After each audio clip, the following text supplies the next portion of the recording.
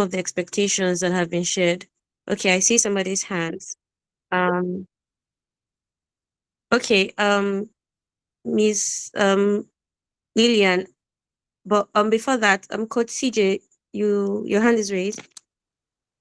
Yes, yes, yes, yes. So, I think what we'll do is when we have a break, we can take any other person so that we don't, I want it to be a brief presentation that covers what needs to be covered. Okay. So, we would have breaks intermittently so that we can take questions, you know, we can take questions, and when you're having to ask any question, you can use the opportunity to introduce yourself. So yeah, let's go ahead. I'll be sharing my screen right now so that we'll kick off. So let me know if you can see this. Let me know if you can see my screen. Can you? Yes, sir. Yes, we can. Okay. Okay. Okay. So no, this is this is the wrong slide. Don't worry. Let me fetch. Just give me a second. So yeah, this is going to be, basically, I won't call it an introduction. It's not an introduction. But then for anyone who is looking towards getting into knowledge monetization, how to monetize your knowledge. So I'm not going to sit here and promise you that that it's all, what's it called? It's all, you know, ice cream journey. No, no. But then one thing I'm going to tell you as well is it's a beautiful, very, very beautiful journey. And it's something everyone can do, right? It's something everyone can do. As long as you have anything to do with value, delivering services, as long as you are also a knowledgeable person. Then some of you here who are probably medical doctors, nurses, physiotherapists, engineers, lawyers, and all of that. And come to think of it, it's more like a one income source is no longer enough, right? And I'll make you understand the reason why you should take this seriously, because beyond the one income, like beyond just earning extra income, there's a depth of fulfillment that you get from actually executing this, right? From getting to the point where you are paid for the knowledge that you share, getting to the point that, see, beyond payment, it's not just about payment. Beyond payment, there's a whole lot to it, in the sense that I get called upon to speak, to teach, almost every week. I'm doing one training program or the other. And I see the difference this makes in people's lives. I see the amount of value that people get from just sitting and listening to me talk or teach, right? That's that's very fulfilling. Okay. That's very fulfilling. Um, you would not understand this until you experience it, right? And like I was saying, it's something everyone can do.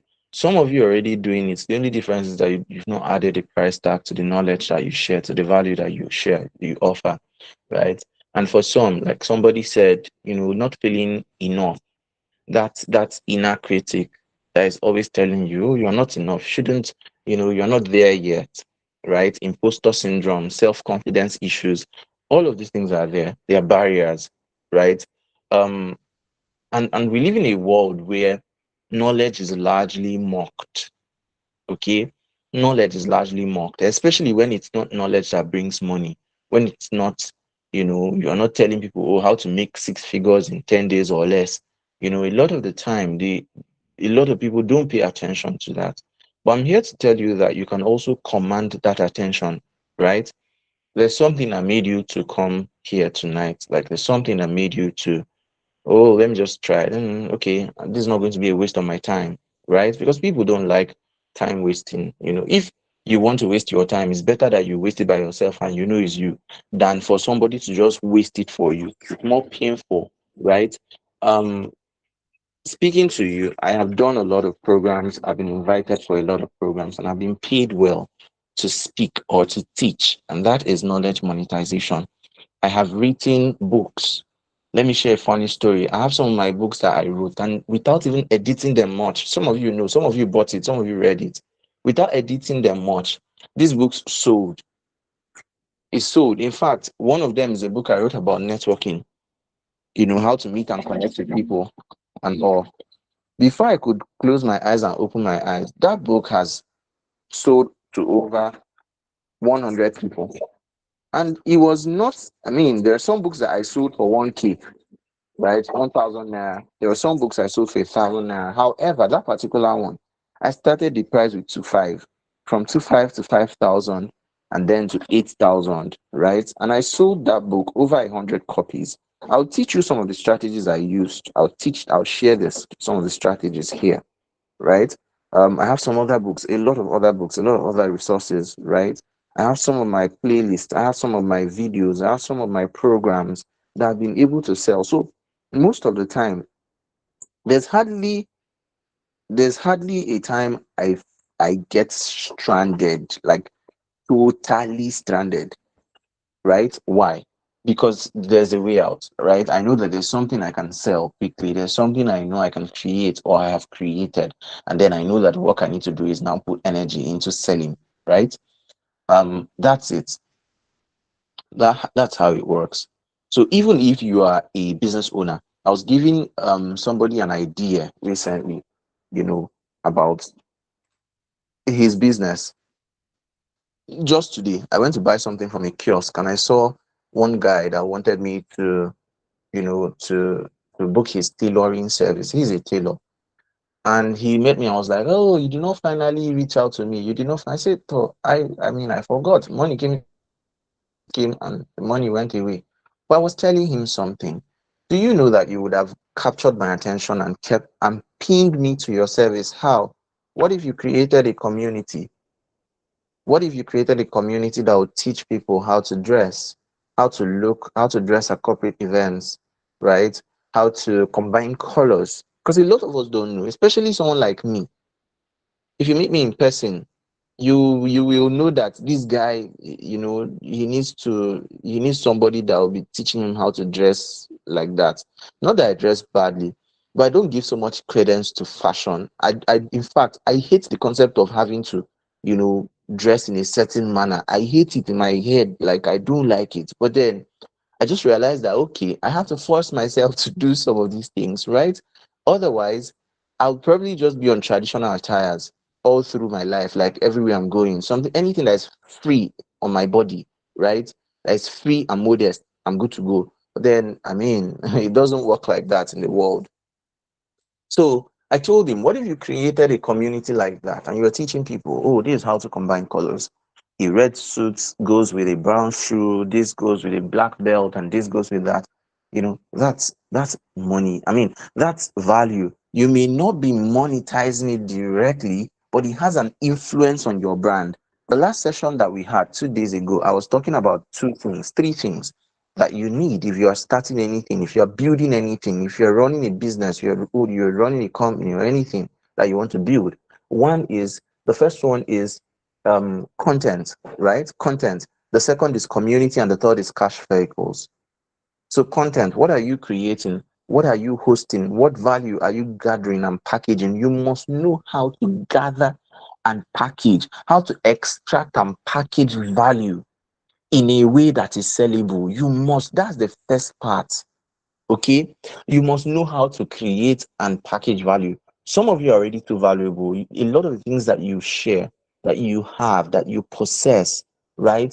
The things that you share freely are premium to a lot of people, but you don't know because you are looking down on yourself. Why? Because you are the only one. You are the only one that has seen your full, complete nakedness, you know? So you have seen yourself to the extreme. You have seen every part of yourself, right? To the extreme. So when you are now, you're trying to host something, your mind is telling you that you're not there yet. So the first one is content. You must know how to package. You must know how to extract. So instead of pushing your content on WhatsApp status, you just put it on WhatsApp status, and after 24 hours, it disappears. All the value, all the wisdom that you've dished out disappears in 24 hours. How about putting on a platform where it will stay more? How about extracting it and putting it into something? How about gathering it and turning it into a book? How about, you know, teaching it and then copying what you have taught? Some of the books that I wrote and I'm still writing are products of some things I taught as far back as 2020. Because I had foresight, I had the future in mind. When I was teaching with text, minimal use of voice notes, and of course on WhatsApp platforms, on WhatsApp groups. I was teaching mainly with text, right? And I had in mind that, oh, in future there should be a tool that will come out that will just allow me to copy all these things and refine them. I hadn't known DeepSeek at the time, but I knew it will come. I knew it will come. Of course, if you know me, if you've known me for a while, you know that I'm a futurist. I just sit down sometimes and I bask in the thoughts about the future, right? So I thought about it and I knew that with the way technology is going, we're getting there. So let me just be preserving my information. Let me just be gathering. It doesn't have to be perfect though, but let me just be packing them together, right?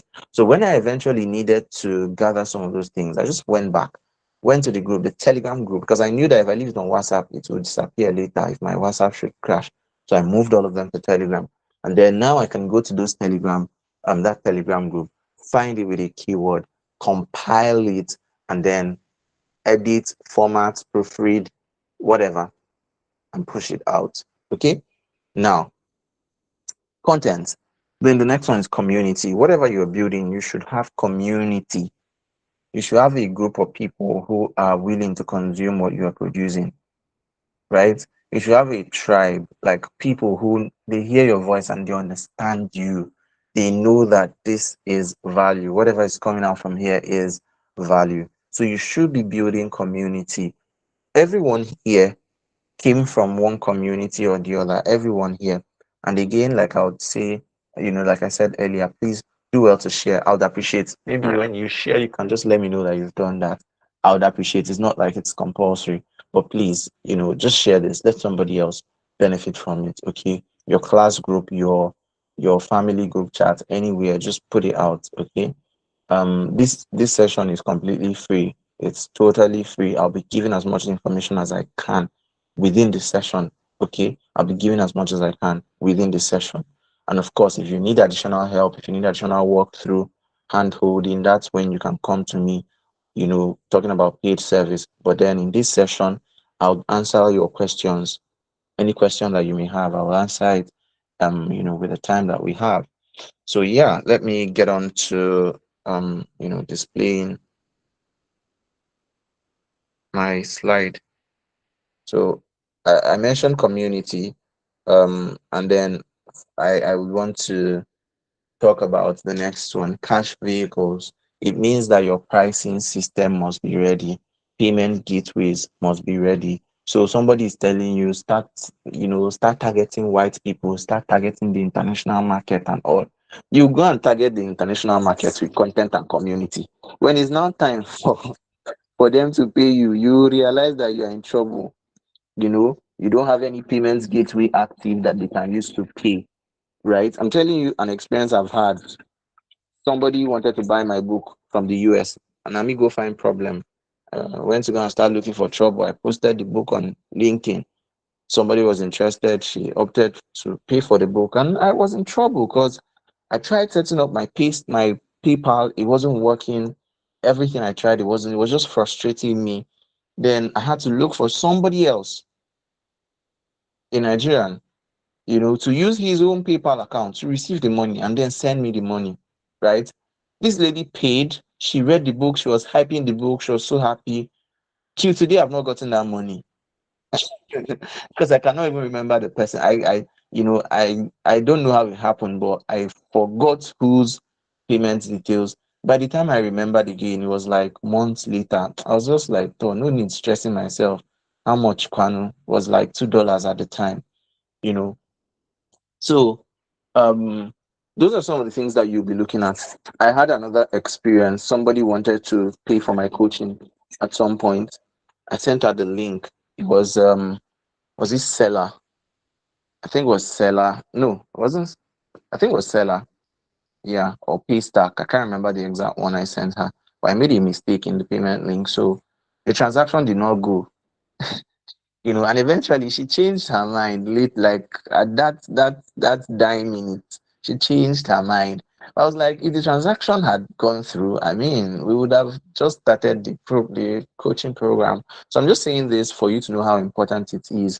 Your pricing system has to be on point. You have to be able to differentiate your pricing. Why What justifies what you are charging, right? What are you offering at this level? So for a lot of people, they want to offer something and then they put a specific price, right? And it makes it difficult for some people to access this, because sometimes when your price is too low, some people who have the potential to pay more, they will not even consider you any longer, you know.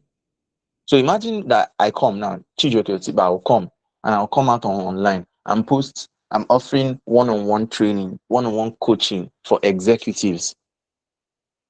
And the price there is 10K, 10,000 naira for one-on-one, like one-on-one, you know, for maybe 3 months.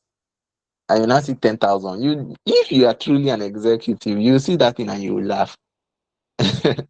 Okay, I see people do it. There are people, if you are close to me, I'll just go. Some people will put 1,000 naira and put lifetime mentorship, you know, put 5,000 naira and start one-on-one call, one-on-one session for everybody that will enroll, one-on-one 30 minutes clarity session i- for 5,000 naira, right?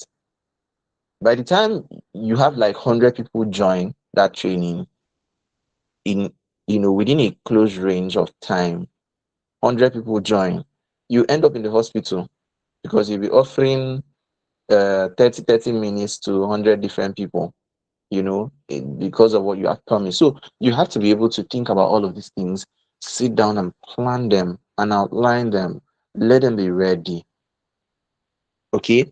Now, like I was saying, content, community, cash vehicles. So now let me share my slide.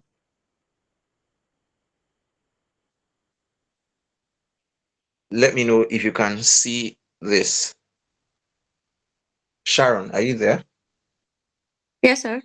Good. Can you see my slide? Can't see it yet, sir. Yeah. What did you say? Can anybody see my slide? Yes. Yes, I can Yes, see sir. it. Okay, okay, good, good. So this is what we have. This is what we'll be looking at today. Okay. Um, this introduction. This introduction. And there's a question here. If your job disappeared today, what do you know that people would still pay you for? Sack yourself from your job right now. Just sack yourself. I'm not saying fire your boss, so before some people will rush and type message, please do. Just sack yourself from your workplace. If something happened, and these things happen, these things happen, all of a sudden you will just hear, oh, the government withdrew funding for this. Oh, USA withdrew this and that and that. Oh, these people withdrew that and that. And then suddenly your employer is now speaking big, big grabber, right? And at that time you realize that you are stranded.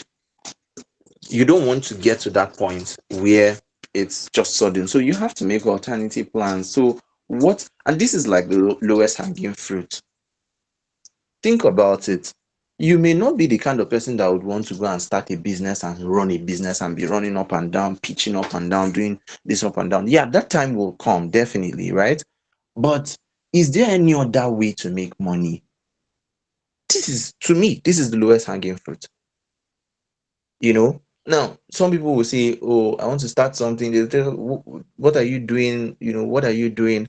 What do you want to do? Oh, I need money, but I want to start a business, so I need capital, and the capital is 1 million, it's 2 million, 10 million, 20 million. I'm like, okay, How about any other thing? Like, are you considering any other thing? And they're like, no, it's just capital that I need. Capital is my problem. Capital is, but with this, you can literally start your own, raise your own startup capital.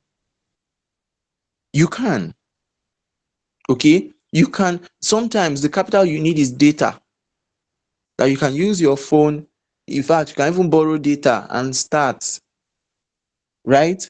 You can use your phone, get, you know, get a couple people, teach them something for free, offer a paid program or a paid product, and they purchase it, and then you scale up. You use the money that you get, you maybe you validate. Now remember, the other day I was talking about what you do with feedback. So there are two types of feedback: negative and positive. Okay, thank you is not feedback, it's appreciation. So when you host a program somewhere, I do this a lot. When people come to, I mean, I teach like this class now. If I finish and somebody comes to me and, thank you so much, sir. Thank you so much, sir. I attended the session. Thank you so much, sir. That's not feedback. That's appreciation. Appreciation. Okay, thank you. Oh, you are welcome. That's not feedback. Okay. Good feedback is strategic. Oh, I attended. It was very amazing. It was one of the best sessions and presentations I ever attended. These are the three things that stood out for me: this, and that. And when you said this, my heart skipped. In fact, I was so, that's feedback, right? And then you screenshot, you're adding it to your bunch of testimonials. Bad feedback, not even, I won't call it bad feedback, negative feedback can be in your favor, right? So you are using the good ones to to validate what you are offering, and also to sell what you are offering in future, right? To sell, to validate what you are offering and to sell it. Oh, people attended my session and this is what they had to say. I have thousands of screenshots of testimonials in my system, my laptop, in my phone, in my Google Drive. I have thousands of them because I've been intentional about gathering them. Every serious feedback that I've received, I screenshot. I screenshot. Let it be that I have excess and I don't know which one to choose, rather than that I don't know where to pick from. So that's what you use positive feedback for. And then the negative feedback is for you to improve, to reflect and improve on what you're offering. Okay. So that's how it's done. You are able to take feedback, improve, relaunch, retest. Okay. So you can actually try these things and you get some kind of result with the lowest possible expenditure, and then you continue to improve from there, right? Beyond the one that you're going to do for yourself, it's going to come to a point people know that you are credible enough to entrust certain responsibilities to you in terms of training, coaching, speaking, mentoring, writing, any kind of partnership, and they can involve you. Okay. So I could remember the first time I was paid in six figures for a training I did. It was for a pharmaceutical company, right? And it was barely an hour. I mean, it wasn't up to an hour because of time. I was meant to, I'm sure I was meant to speak for more than 1 hour.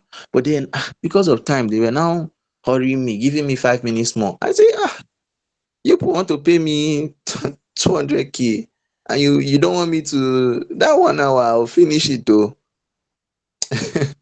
you know but that was my first, it was the first time I was paid that kind of money for that kind of time.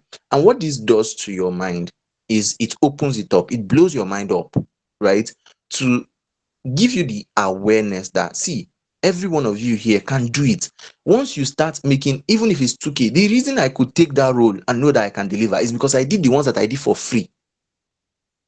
There are times I've done it for free over and over and over, and it gave me the confidence. That's where validation comes in. All the feedback I've received is what made me to, Chijioke, can you do this training? Yes, of course. Why not? I can even overdo it. I will allowed to do. Okay. So that gave me the confidence and I did that. And so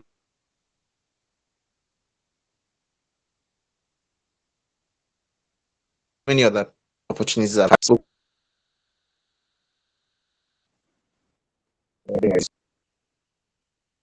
my mic. Let me just leave it. I don't know if you can hear my alarm. So yeah, um, these are the why it is a new currency. Okay, we're in the mass production era. Data and communication is on the rise. There's rise of information right now. So now, with especially with this AI uprising, Yes, sir, we can hear you. especially with this AI uprising, everybody is now beginning to depend largely on AI tools. You know, so ah, people are no longer even typing at all. They are no longer doing anything. They will just go to AI. Give me post for today. Pshum, give me this. Pshum. They will just keep posting, right? You'll be thinking that, oh, AI has replaced humans. Oh, people will no longer need coaches and mentors and writers and all of that, right? You don't know that it is even creating more opportunities for people like you if you have real value within. A time is going to come, people will still get tired of all the AI slop, all the AI, serenre. People will get tired. I watch and I smile. Cash out from the one you can cash out from now, like the visibility and the attention you are getting from AI videos, all of those fancy stuff, right? But then it's going to wear out because it will get common, it will get democratized. The more people do it and commonize it, yeah, fine. It's going to get to a time when, because people are now doubting this video, is it a real human being or not? Can I trust this person with advice? Can I trust this person's opinion? Right? So people would want to see you sneeze. People will want to see you cough. People will want to see you, feel sleepy and yawn while having a video session, a training. People would want to hear pot, eh, closing in your background. They want to see you sip water. These are things that we have entered an era where there's a lot of artificial perfection, synthetic perfection. So for you to take this as your advantage, you have to now embrace the perfect imperfections. That is, explore the human side of what you do to the point that people can really trust you because they are looking for that human touch. Okay? There's information overload. People need shepherds. They don't need informants. They don't need, newscasters. They need shepherds because newscasters have been replaced. If all you do is just come out and make a post, oh, yeah, learn this one. Okay, today, learn top 10 skills you can learn today. Graphic design, this, that. No, AI has taken over that one. There's information everywhere. You are no longer going to be positioned as an informant. In fact, at the basic level of what I do, giving clarity, answering questions, Q&A, all of those things, it's boring. It's boring. I don't want to be I don't want to be stressing my head over those things, right? So I created tools that would replace my my time and attention in those areas so that I will now know that anybody that is coming to me, you know they are coming for something that is more executive than those basic things. Of course, the tools that I am creating may be free, maybe very, very, minimal commitments, small money, and then you use it, right? But then there are things that I used to spend 3 hours to do for people, 3 hours, 2 hours, to just sit down and give clarity. I said, let me sit down with a tool and vomit my ideologies, my philosophies, everything, burst it into the tool. And then anybody who wants that can come for that. And then if you are done and you are like, oh, this is so good, I want more, that's where you will now find me. That's how you will start looking for me. Okay. So um that's the next one is knowledge. Expertise becomes currency. Okay. What is it that you know and you know well? How can you guide people? As a medical doctor, how can you explore this? As a physiotherapist, how can you explore this? You know, now that everybody is becoming expert in everything, claiming to be, everybody is claiming to be healthcare practitioner, medical practitioner, and all of that. People will go to AI now and type secrets of living healthy, 6 secrets of living healthy. Piam, it will give them. They'll go and put it out. So now, how do you stand out? How can you utilize credibility of you being an actual professional to position in the marketplace? Okay. And then, of course, automation and intelligence systems. Now, you have to understand that AI is not your enemy. AI is not your enemy. I just laughed now because I remember that there's another group I was meant to send this link and I forgot. But then please just share, I mean, just share, help me share. Okay, so AI is not your enemy. um Please help me. If your mic is open, you can mute your mic. So AI is your friend, AI is your collaborator, your partner, okay, your assistant. If I want to be a bit more wild, I'll say your slave, your errand boy. Okay, so it is both your errand boy and your partner, but it is definitely not your enemy. So, as a knowledge expert, as a knowledge shepherd, in fact, let me tell you, there are two different types of people. This thing I mentioned now, there are two different types of people that would always be relevant, especially with the rapid transitions we are experiencing. One is the shepherd. That's the mentor, the guide, the coach who can take people from this point to that point, especially in the midst of information overload, knowledge overwhelm. So this is the strategy that you are working through. You're creating systems, creating solution. Okay, from here to here to here. Good and fine. Then the next is the midwife, the knowledge midwife, the systems midwife. What do I mean? The midwife is like, a portal, what will I call it now? A portal gatekeeper, right? So she is standing at the gate to observe. If there's any issue that needs, intervention, she can intervene. But in this concept, I'm using the midwife to say this is the one who catches the baby and ushers the baby into a new world from one realm to another realm. So you can position as a midwife of innovation and information. So there are people that why you followed them is because whenever there's a new thing going on that will benefit you, they put it out and they teach you how to do it. Okay. So right now it's artificial intelligence. Oh, you now go and learn. The purpose of you going to learn is so that you can learn and then come and teach. Why? Because people find it difficult. A lot of people find it difficult to understand information that is communicated in a complex manner. If you are a gifted teacher, if you are a gifted teacher, you would realize that people would often love learning from you. People can pay you.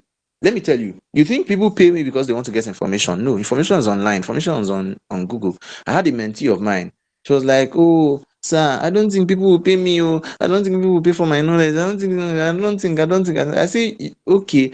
I say, why? Say, sir, look at what AI is doing. AI this, AI that, AI this, AI that. I say, okay. But you saw AI. What made you leave AI and pay me this amount of money to coach you?" She smiled. Oh, okay, okay. So you see, you know that the information you are looking for, a lot of it is online. But go and find it. It will even make it more confusing. You can go to ChatGPT and generate 90 days plan.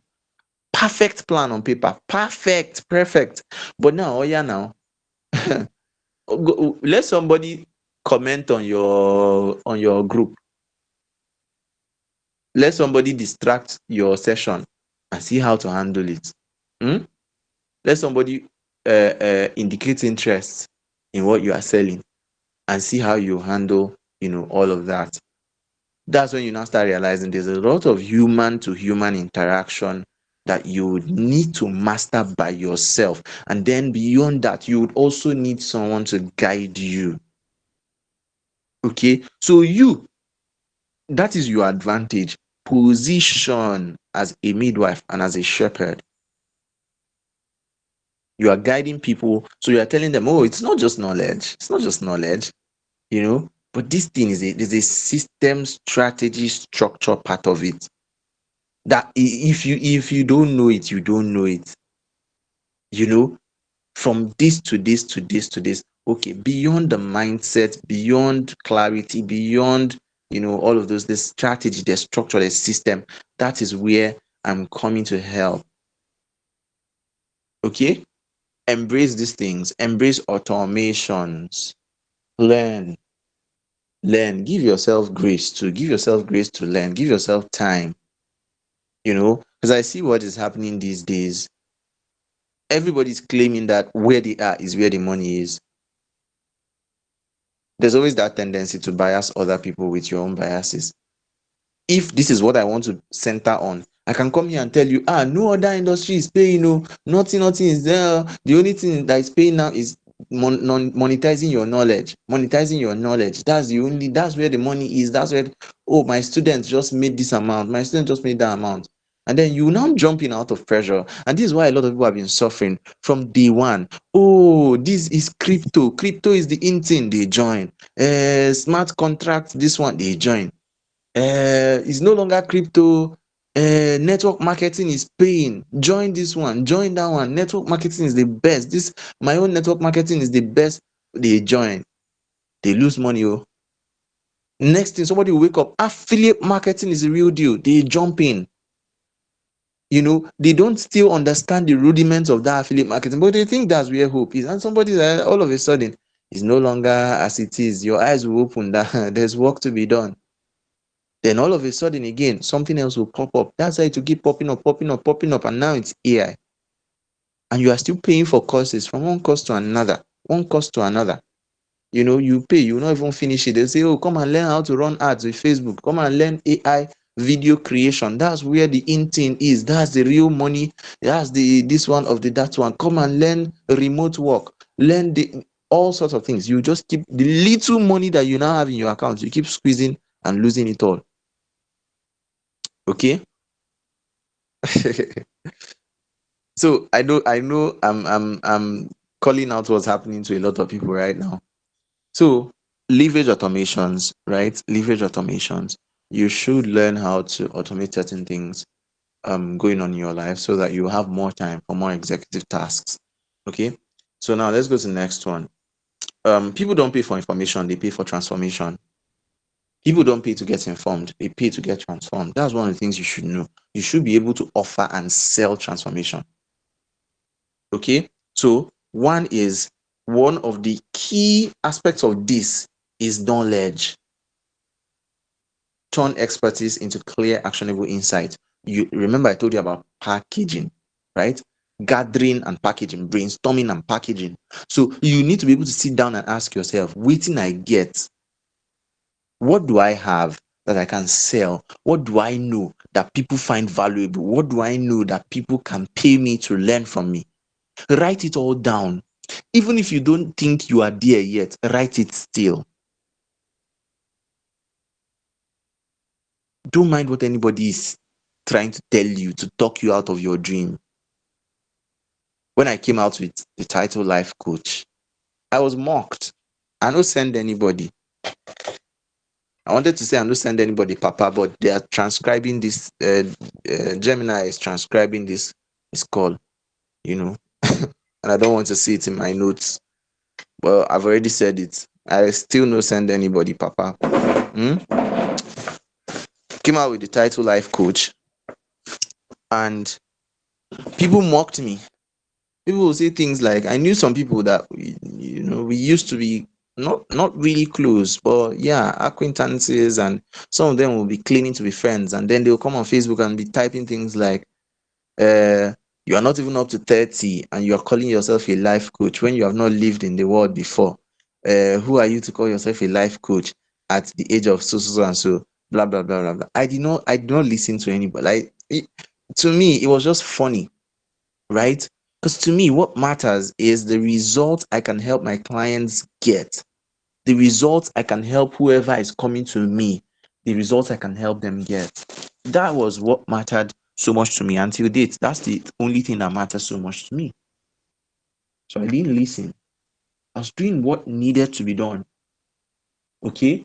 And you open TV one day, you see me on NTA, you see me on one radio, one TV, one life coach. The focus was the result. Okay, so packaging is not just about product, it's also about presence, it's also about identity.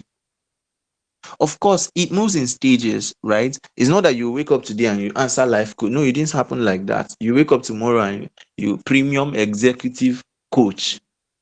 You will embarrass yourself. Oh, they will call you for one thing and you will mess up. So this is how it's done. You follow a sequence. So like for me, I started out as an enthusiast, personal development enthusiast. Enthusiast means that you are passionate about something, right? And you are really, really excited to tell people about it. That's enthusiast, right? And then I moved to becoming an advocate, personal development advocate.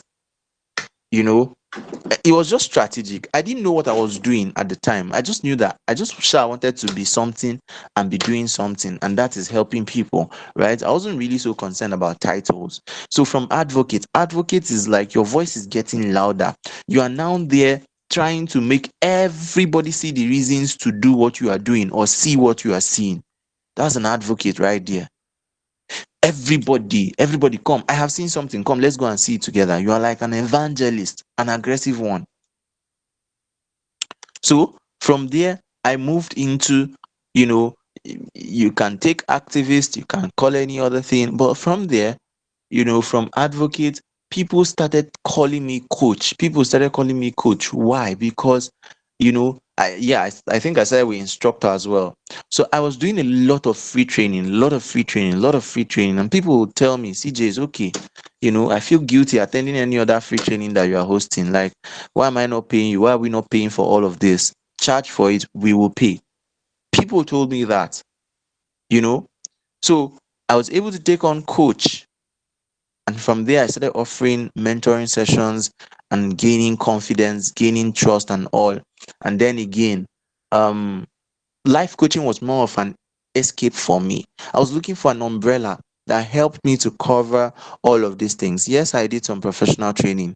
Yes, I did some certifications and all, but I needed a banner, an umbrella that will cover the different areas that I want to venture into. Call it finance, call, emotional well-being, mental well-being, health care, all of those things. I needed something that will house it together. So that's how I did the journey, right? So packaging is not just about product or service, it's also about identity, how you package yourself, how you carry yourself, right? So structure your content so it becomes a tangible solution, and then you should be able to now push out that solution, target those who need the transformation you promised, and build credibility through results and social proof.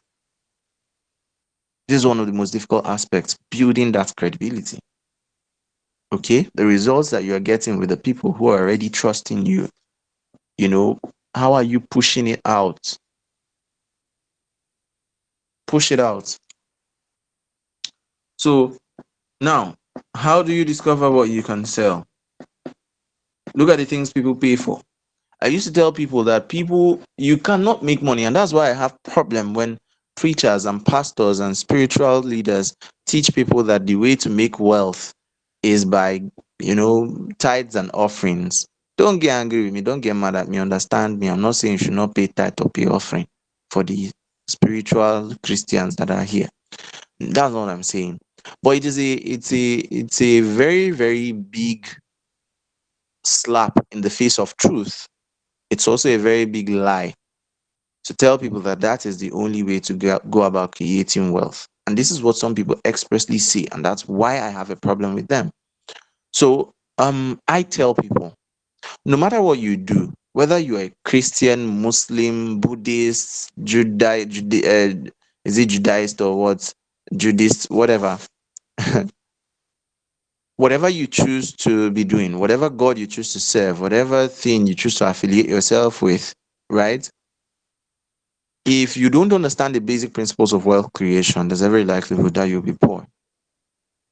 If you like do all the spiritual principles, everything, there's every likelihood that you even be poorer from those principles.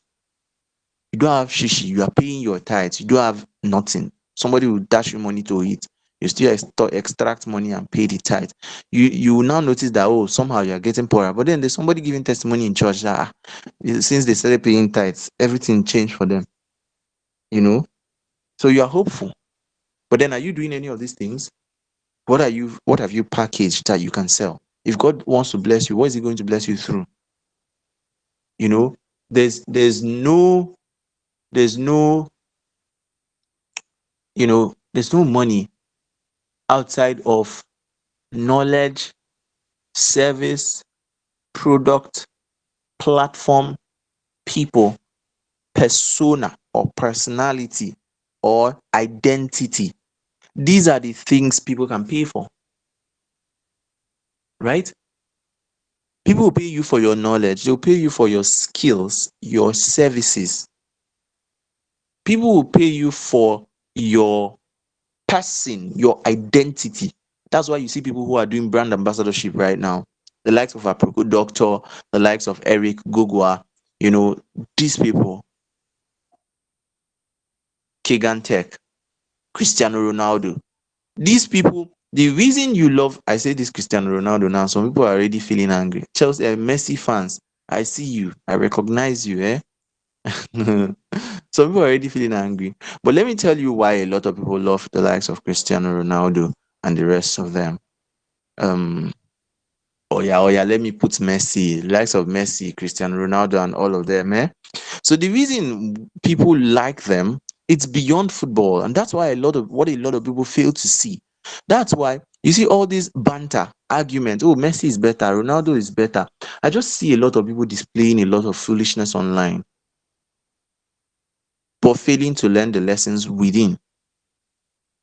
The lessons within is how can one man become so powerful that they have influence over a system? What lessons can you draw from their life? One, two, how can you be so good at what you're doing that even your presence sells? That people are now looking for you from different places to associate with different things. Hmm? If Swan Water, for example, let me not call names, so any water brand, for example, any water brand you want to imagine, that Cristiano Ronaldo holds on his hand and drinks from it on a television. Trust me, eh? If you are privileged to catch that interview live as he's drinking from the water and you are seeing the brand name, eh? Once you see the brand name, go and buy the stocks. Just go and buy the stocks. How can one man have such an influence? It is identity. It is person that is speaking. Okay? So people pay for that. People pay for platform. You can get partnership based on platform. What are you building that people can pay for? Somebody pays you, you have a community of so and so. Please, I would like you to advertise this for me. Oh yeah, now. Oh yeah, bring the money. They bring you execute. Okay? Systems. People pay for systems. Can you help people set up systems? People pay for stories. Whether you are directly trying to sell through the story or you are just telling a story. Stories connect with people because from a historical perspective, we learned from stories. We did Tales by Moonlight. We, went to the what is it called? The village square to sit and tell stories. So stories are part of how we have always learned from civilizations. Okay? Stories connect with people deeply. And then solutions. What solution can you sell? What experience can you sell? So ask yourself, what do people ask me about? What problems have I solved? What can I teach in 1 hour? If I am to teach something now for an hour, what's it going to be? What results have I achieved? What can you say you can package now and offer to people? So, package your knowledge. Don't sell knowledge, package transformation. Look at these 6 different steps. These are 6 different things you can sell in terms of knowledge. Okay? You can turn your knowledge into a business that runs, into a formal registered business that is running. Business is not a structure only. It is a structure maintained by a system of knowledge, a system of operation, an operating system. So, what is responsible for running that business? Hmm? Is knowledge.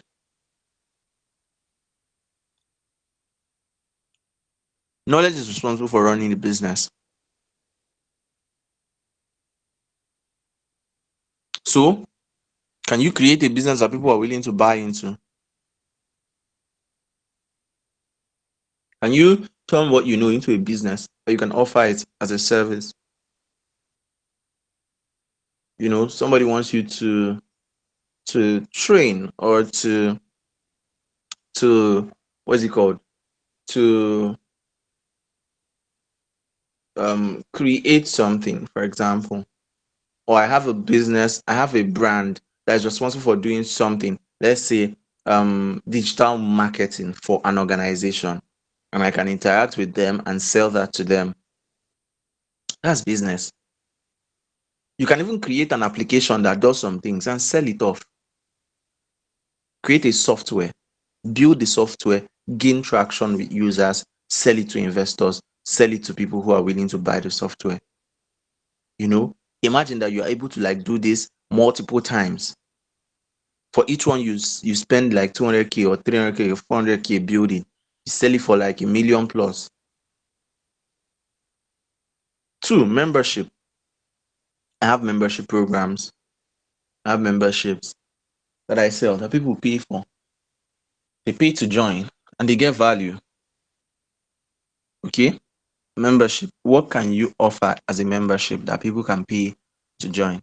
Consulting. Physiotherapist to medical doctor, nurse, pharmacist to engineer, lawyer, all of you, everybody here, you can tap into consulting within your space. People used to think that consultant is only when it's either you are a medical consultant, you have reached the highest level of your career, and you can now call yourself a consultant, or you have studied and studied and you are now a consultant engineer and professor, associate professor of Harvard and Stanford, all of those things, right? That's when you're a consultant. Or you are a consultant with the Nigerian Federation of Consulting and this one fellowship of consultants of whatever. No. Even if you don't call yourself a consultant, right? You can consult for people. The truth is that you have already been consulting.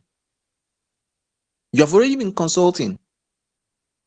People will call you, hello, Chinedu, this my knee pain. What should I even do? What should I even do? I've been having knee pain. I saw your post on Facebook. Thank you very much. But what should I do? And you will now say, oh, because I'm not in the person's location. Oh yeah, now let me just tell them what to do. Just try and do this and do that to relieve the pain for a while. Monitor it for 2 days. If the pain continues, I think you should see a physiotherapist. Have you done any X-ray? Yes. So my doctor said I should do X-ray. Then I did it. They said there's nothing. That is just swelling that they are seeing. But then they said it will resolve, and they gave me pain medication. But still, the pain is still there. What should I do? I've been taking supplement, I've been taking painkiller. It will go and come back again. What should I do? Right? And then you go ahead. Have you seen a physiotherapist? Oh, no, no, no, no. I've not heard about physiotherapy. Okay. Where can I find one? Can you help me find one? Or do you know anywhere I can? Okay, go to University Teaching Hospital, Ibadan. Go to University Teaching Hospital, so go to this place. Go and ask, request for this. Right? If you meet the doctor, tell them you want to see physio. Now, what you have done there is consulting. You may think it is not a lot because you don't see yourself finish. When it's time for you to pay for some services, that's when you will realize that what you have is special. When it's time to pay for some services, especially in this Abuja, you go to meet a doctor and pay a lot of money, and then in 20 minutes it's done, and there's nothing you can do. You will not beat anybody. If you want to see him again, pay again.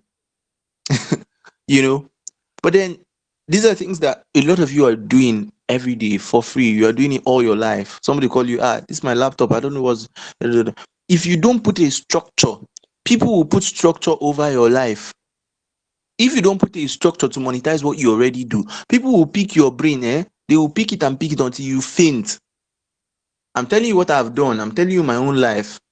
I was at a point that every morning and night I'm talking. One person or the other, one person. People will come, sir, please, can I pick your brain for a moment? Okay. Sir, please, can I pick your brain? Okay. Can I pick your brain? Okay. Because I did not have a structure to peg prices on that. And indeed, they will pick my brain. I'll talk and talk and talk till I can no longer breathe. Some people, some of them, I'll be begging them, oh yeah, I just want to rest. Sir, please, this one, please, sir, please. That's how you continue and you will drain. And when you eventually have something that is paid, they will not pay. Okay? So that's the thing.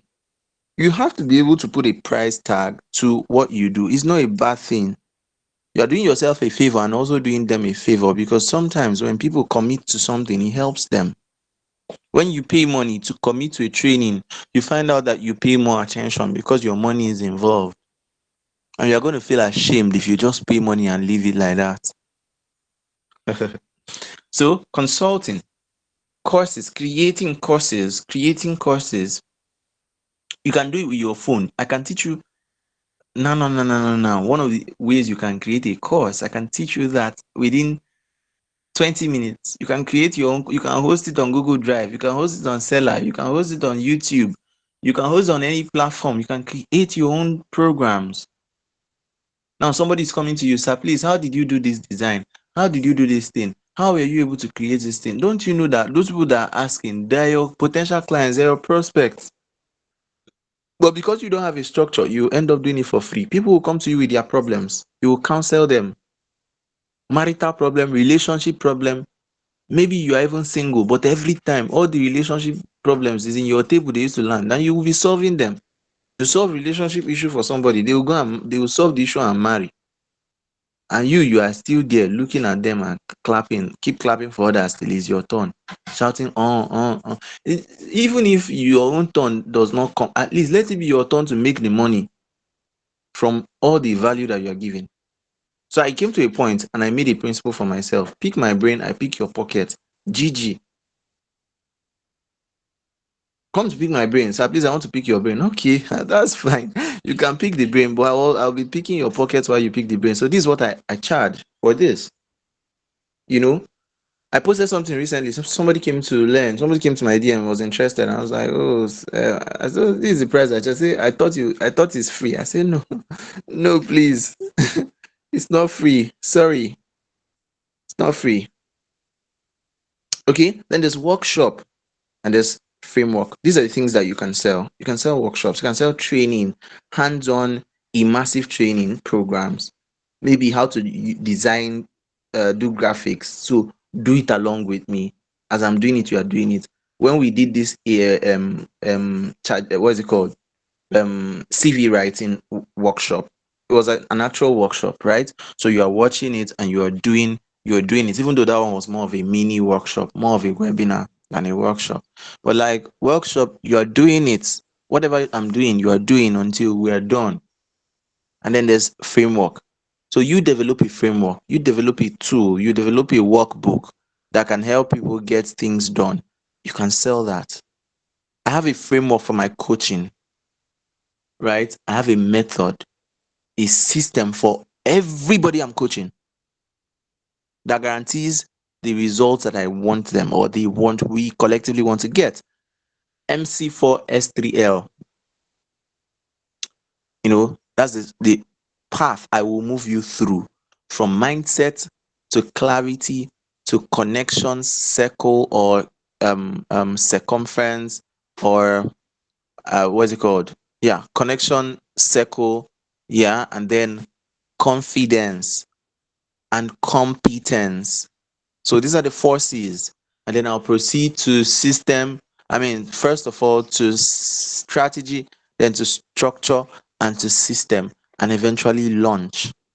launch, retest, launch, retest, test, refine, launch. It continues.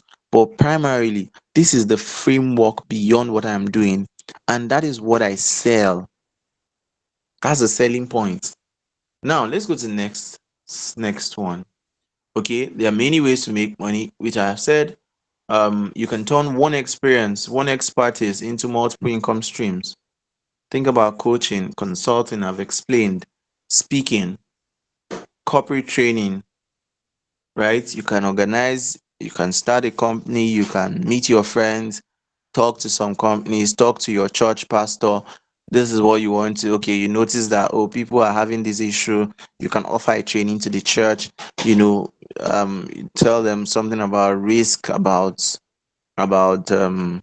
prevention of something that would have cost them a lot, you know, things like that, right? And there are many ways to make money from that.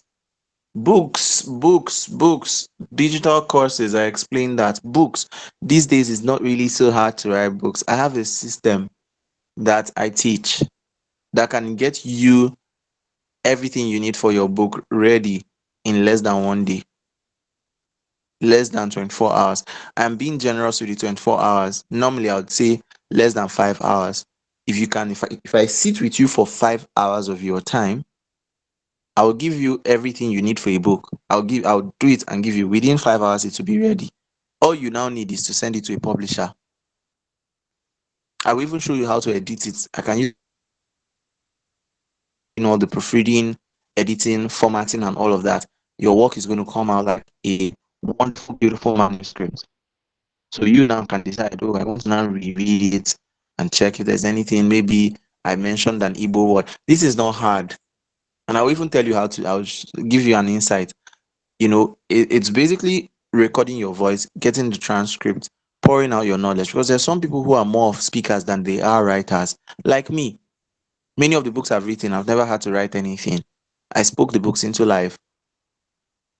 You know, I spoke the books into life. I compiled my training. I, went to my did the session, compiled it, transcribed it with an AI tool. Then from there, I cleaned up the transcript with another AI tool. I put all the transcripts together with an AI tool, and then I refine it with Google Documents, proofread everything with the Google document and all, and then my manuscript is ready, and I can send it to somebody who will do further finishing touches. Now, that's it. Books. And you don't have to overthink it. It doesn't have to come out perfect. Your book can be 10 pages, it can be 12 pages, it can be 20 pages.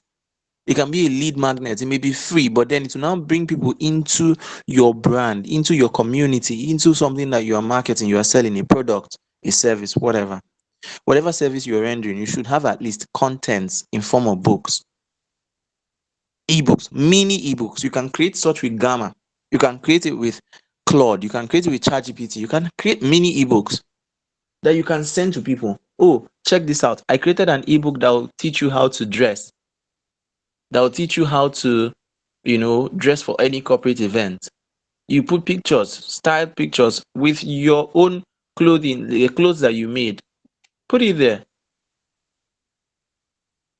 Okay, and people will watch and read and they are interested. They come to the last page, is your phone number, book, get your own slots, get your own material, everything. This is the cost, but if you are getting it for today, within this first few weeks, you're going to get your work delivered in 10 days, and da. Why am I different? You start from there.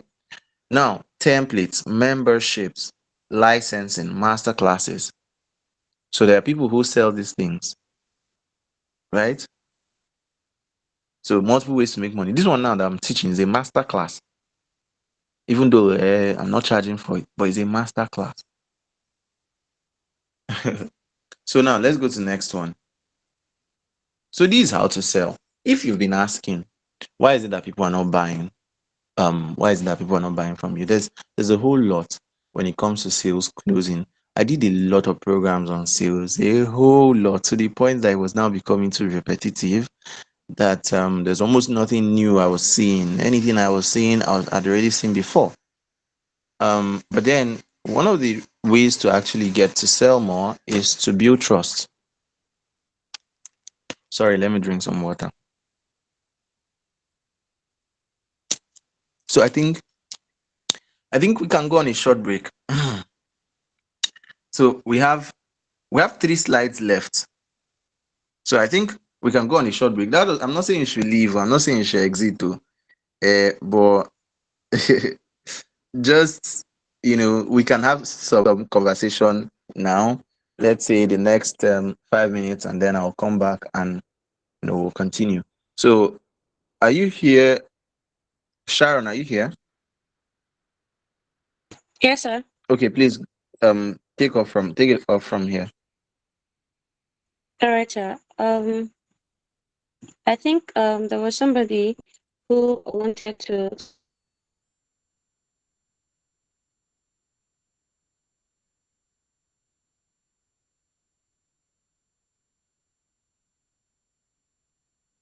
still on the call, please. You can take the floor. And then if there's anybody that would like to share something they've heard, something they take home points they have so far, or anything they are learning right now in the class, I think this is an opportunity for you to just share. So you can just raise your hand if you want to share. Is there anybody you want to share something that really stuck with you, something that stood out, something you might want like more clarity on? This is an opportunity for you. You can just raise your hand. Is there anybody? I think Lillian isn't on the call anymore. So also if you would like us to like know about your brand, this is also an opportunity for you to sell yourself. Okay, I see somebody's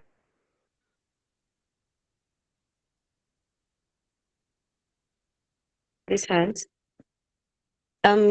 Defense Global, the floor is yours, please. Yeah, yeah, yeah. Yeah, coach, thank you very much. In as much as I'm working and also listening to what coach is saying because I have a client's job to deliver tomorrow morning. So I'm working, but while I'm working, I make sure I also listen. Coach has spoken so well. There's a part he says, we deliver. Sometimes we offer services we're not getting paid for. Yeah, I think I do that a lot. Like of recent, there's this friend of mine. We're very close. So she wanted to do a business, and she chatted me up based on how close we are. She was like, "Okay, I want to do this kind of business," and it was relating to fashion line. So I announced for that. No, no, no, no, no, no, no. Don't do this particular one. Do this one, and it will pay you. And she heed my advice. It was actually she wanted to do weaving, interlocking, weaving of clothes. So I was like, no, almost every chamber has a weaving machine. How about you channel that money into monogramming and branding? And she listened to me, and today she has 2 monogramming machines.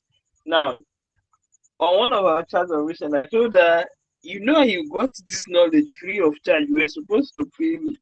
Normally, if I wanted to monetize that knowledge, I do would have made a lot of money from it. And I think that's one thing we need to start doing. We need to start learning how to monetize our knowledge, no matter how small it is.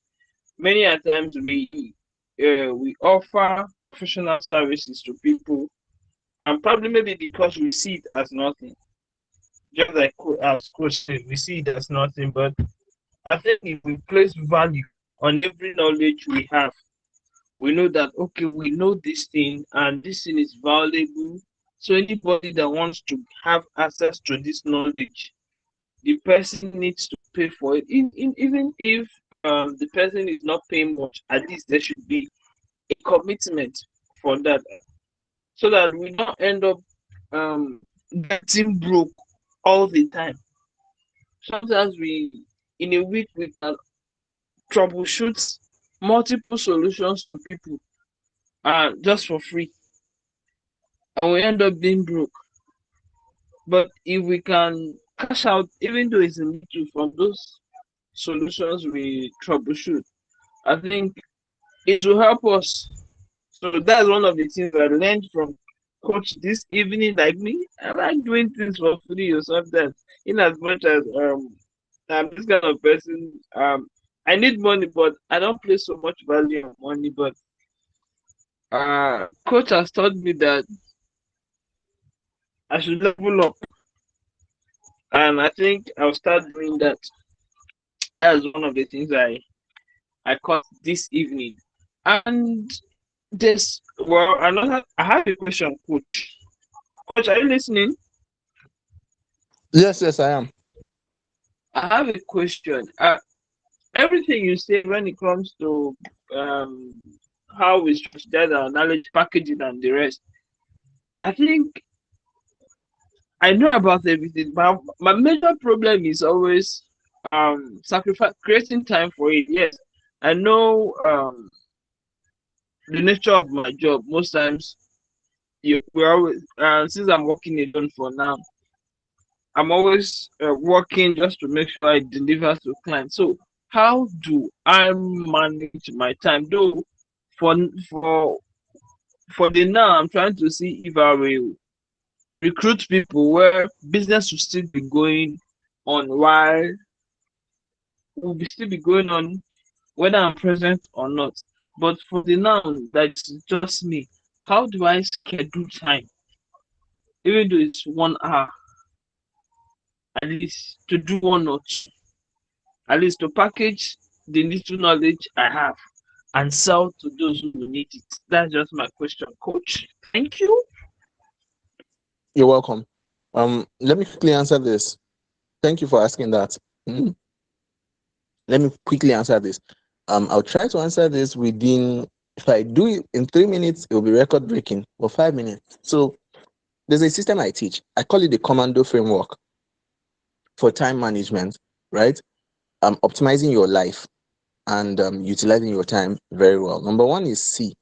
Collaborate. Right? These are things that you'll be thinking of. We may not have so much time in our hands, in our bare hands, right? To do all the things that we want to do, but then we can collaborate with people. Okay, you can collaborate, you can partner, you can reach out to somebody who is doing something that you think you already want to do, right? And then do it together. I have some of my friends who are doing stuff. I reach out to them. Oh, you want to do this? Let's do it together. Okay, some of them reach out to me and we partner. Number two is outsource. Outsource. You know, um, you can you can outsourcing simply means paying people to do stuff for you. Okay, pay people to do stuff for you.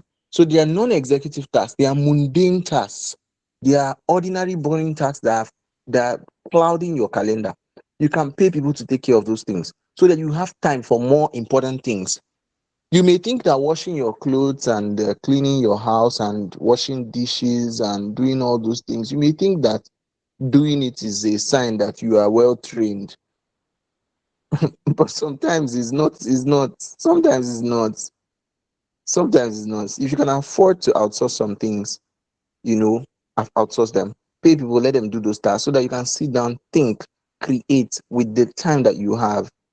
Our times are usually filled with mundane things, and then to add to it, we are heavily distracted. Sometimes we're heavily distracted by social media. That even okay, you work for like maybe 12 hours in a day, right? And you sleep for 8 hours, so it's remaining 4 hours. Or let's say you work for 10 hours and you sleep for 8 hours, it's remaining 6 hours. And that remaining 6 hours, you on your phone for like 2 hours, 30 minutes. The rest is you eating, taking your bath, going to the restroom, and all of that. So we are heavily distracted, right? Now, go to the next one. It's mechanized. Anything that machines can do, let machines do it. Anything that machines can do, let machines do it, including your mobile phone, including AI, including blender, including a washing machine. Okay, so with a washing machine, I can put my clothes to spin, put it in 15 minutes, and go and do one thing, one thing. I can create an ebook, a small mini ebook, in 5 minutes. I can do it now. We can do it now as I'm speaking. I can create one. You know, In 5 minutes, you can create a video, you can create something, while you're traveling, while you're doing, you can be doing tasks, combining tasks. So let's go to the next one. Manage. And this refers to managing people.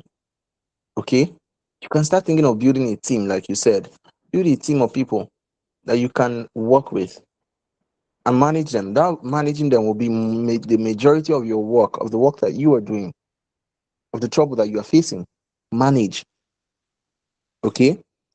Automate is the next one. So we have done COMMA. We're in A, automate.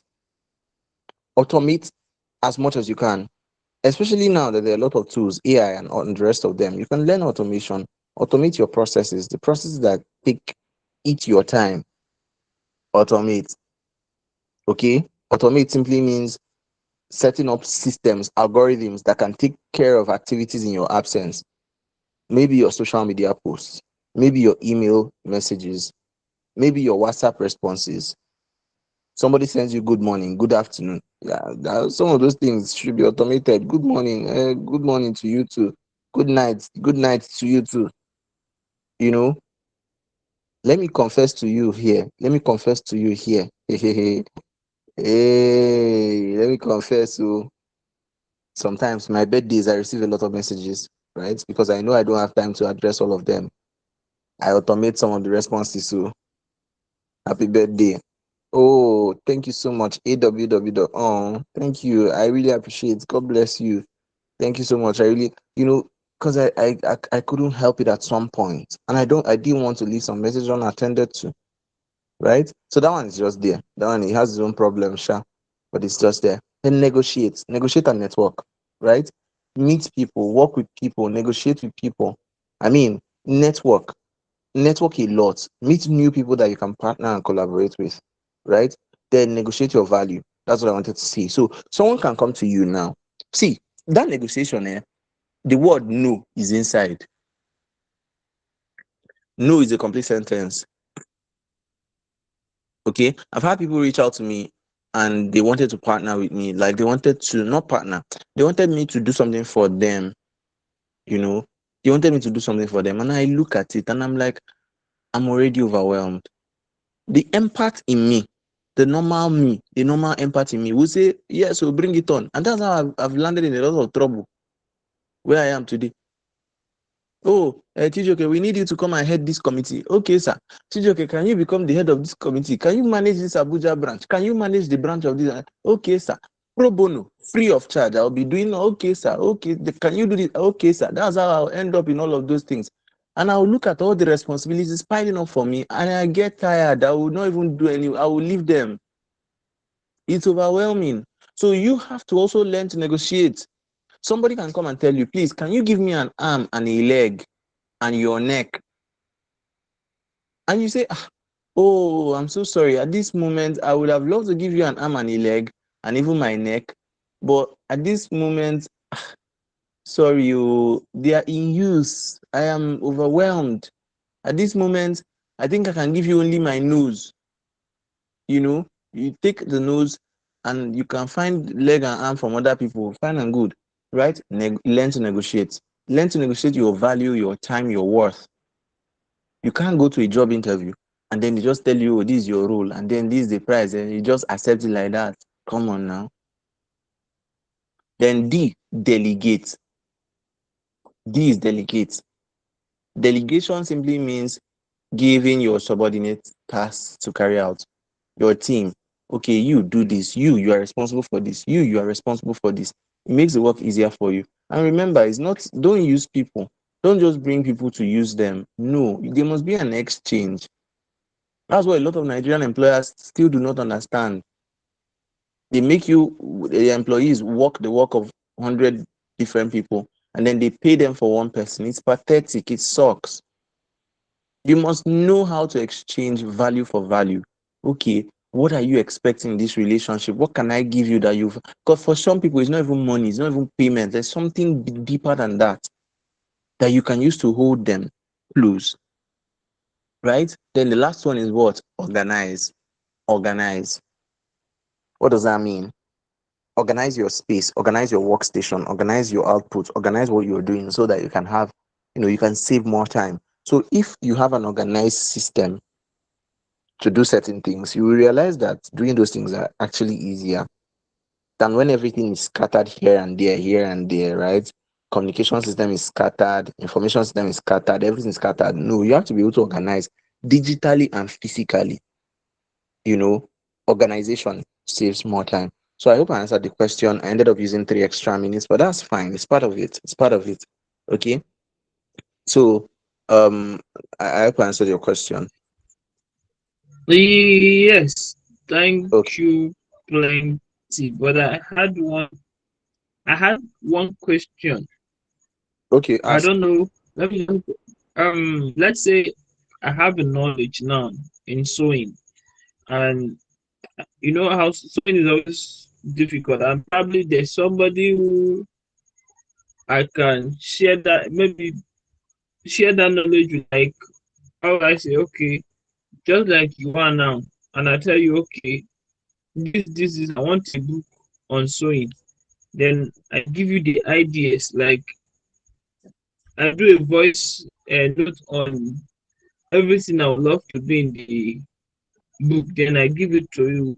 Is it possible without the person stealing that idea, developing the book and make money from it and keeping me aside?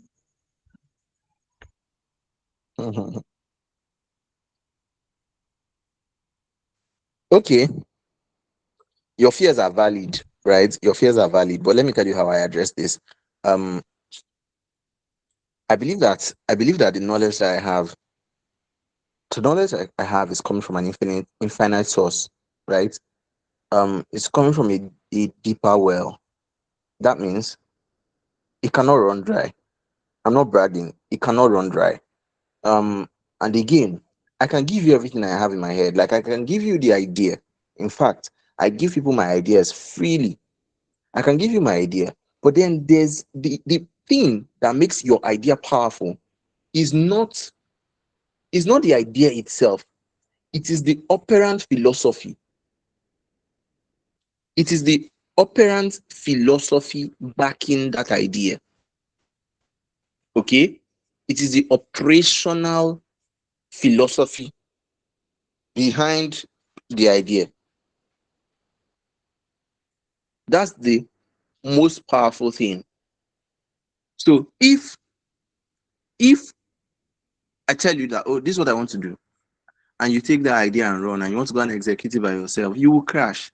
And if you don't crash, if you do it well, I will celebrate you still. I will even, help you where I can. But you can never ever execute an idea as excellently as the original ideator, original owner of that idea would. It's not the same thing. Except you do brain transplant. Mhm. It's not the same thing. So you don't have to be afraid. But then again, there's a limit to what you can share, because depending on the size of your business and the size of your dream and the size of your vision, and your ability to analyze competition and all of that, you may need to sign some legal documents if you're sharing some level of information. So it's totally up to you to know how to treat it, to know what to do part time. But again, you don't have to be afraid, right? um of course, you need to also work with trusted people that you can trust with certain things. So there's a lot of intricacies with this. There's a lot of sophisticated, all this grammar, BB grammar I'm speaking. There are a lot of things that you need to know about these things, right? And it's oftentimes not cast on stone. Okay. So maybe it's something that we can bring up for conversation sometime, another time. Okay. Let's take someone else. I can see Sir Goswill. Please, you can ask. You can open your mic and ask. All right. Good evening, everybody. Good evening, Coach. I just want to throw a bit of clarification. I don't know if that is permitted now or if that will be done later. Please go ahead. All right. So thank you very much. My name is Gus Will, and yeah, a question was asked, and I feel I should just throw some light on if you have an entity, a business, or you have an initiative or something you want to run. There's a popular saying that if you want to go far, you go alone. If you want to go much more further, you actually need people, and people they make up the team that you're building. Um, if you're going to build a team, Jesus is like the perfect example for building a team. Jesus did not build a team out of nowhere. He went from places to places and to places, and then he was picking the kind of persons that were going to help with the propagation of his mission, his life mission, and all those things. So yes, there were men, there were women, and there were countless persons on the earth. But he was moving around. They say he was moving around doing good things, and then as he moved from a place to the other, he picked Peter, he picked John, he picked Paul, he picked this, he picked that, and these persons came together, and he started grooming them and nurturing them. And then at one point in time, people saw them and said, "These people are behaving like Christ," which led to Christians and all those things. So this is like a walkthrough. It's like a journey, and also, if you're scared of passing knowledge to people, I usually tend to tell a lot of persons I coach and mentor that you're not ready yet. Like sincerely, you're not just ready. Just like coach said, yes, there are levels to information and all these things, and then there are levels to people. There are people you will get today, and then like you will just know that this person is ripe to be a co-founder. Like you cannot keep certain knowledge away from that person, because as a co-founder, if I don't understand where you're going and you don't understand what I'm pushing or I'm building, that's already a problem. Trust issues, and then that will fail. That ecosystem will just run down and all. So everything we build today, everything you see that has succeeded, every project, every initiative that has thrived, they are built on trust. And then, like, yes, you don't just allow people to earn your trust anyhow without having to prove it and all. But over time, like you work with persons countless times, you try them over and over again. Like I'm kind of person that I have a lot of information. I have this, I have that. I don't just share it out. I don't feel so comfortable with to work with certain persons. But if I see you as a person that is doing something relevant for yourself and humanity, and you're not just doing it because everybody is doing something, you're doing it because out of the sincerity of your heart, like this is what you're called for, or what you're called to do. Like definitely you see me there, I show up for a lot of Yeah. persons. Like I've shown up for a lot of persons, and sometimes they come to ask like, sir, what did I do to merit? It's not you, it's the value, it's a thing, it's a factor, and then it's my personality. Like if I leave you groomed, if I leave you with something that is built and all, like when you build to a particular level, like there's no way you give testimonials. Like for instance, I will give testimony, I'll be like, oh, once upon a time I was here in a meeting with coach, and I heard him say this and how to market your knowledge and all these things. Yes, some of these things are things that we know, but this is more like a reminder. This is more like instilling that consciousness in you that it's not just enough to have knowledge, monetize it. It's not just enough to have people in your network, tell them about what you do and oh. So, sir, don't be in that word or in that space, because there's a book I read. They call it little minds. Like you're having like this is the mind is little. When you're looking at success is very broad, and somebody will tell you that the sky is big enough to accommodate our greatness. So all of us here now, we are Yeah. all great Yeah. persons, and this the sky, like, to continue to accommodate our greatness and everything. So feel Yeah. free, feel free to collaborate, like coach has said, network, collaborate, meet people. But before you start going into details and all, like you need to actually, for your own self, screen people, check them out, Okay. understand who they are. Um, sorry. I'm sorry to cut you short. I wanted to go back to the slide real quick because we spent a lot of time. We spent a lot of time. I think in our next session we'll do more of an open session. Everybody can get to interact just as we usually do. For those who are in the growth circle, the Abuja growth circle and all. So yeah, let me quickly finish up the presentation. Okay. Thank you very much for your contribution. Let me It's see. so good to hear. So good to say it now. So whose Yes. mic is open? Whose mic is open? Please, can you mute it?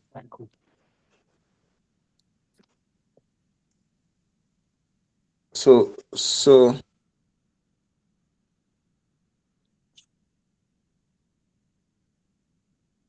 give me a second. Uh, Let me put it up again.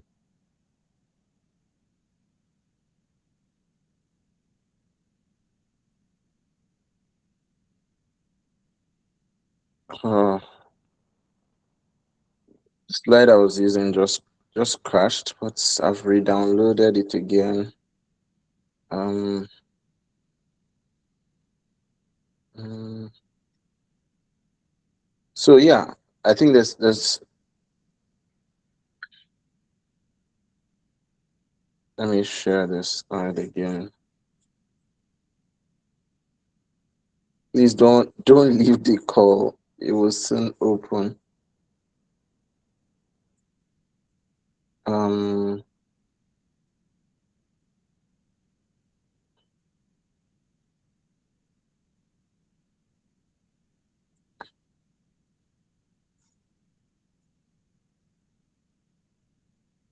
Whew.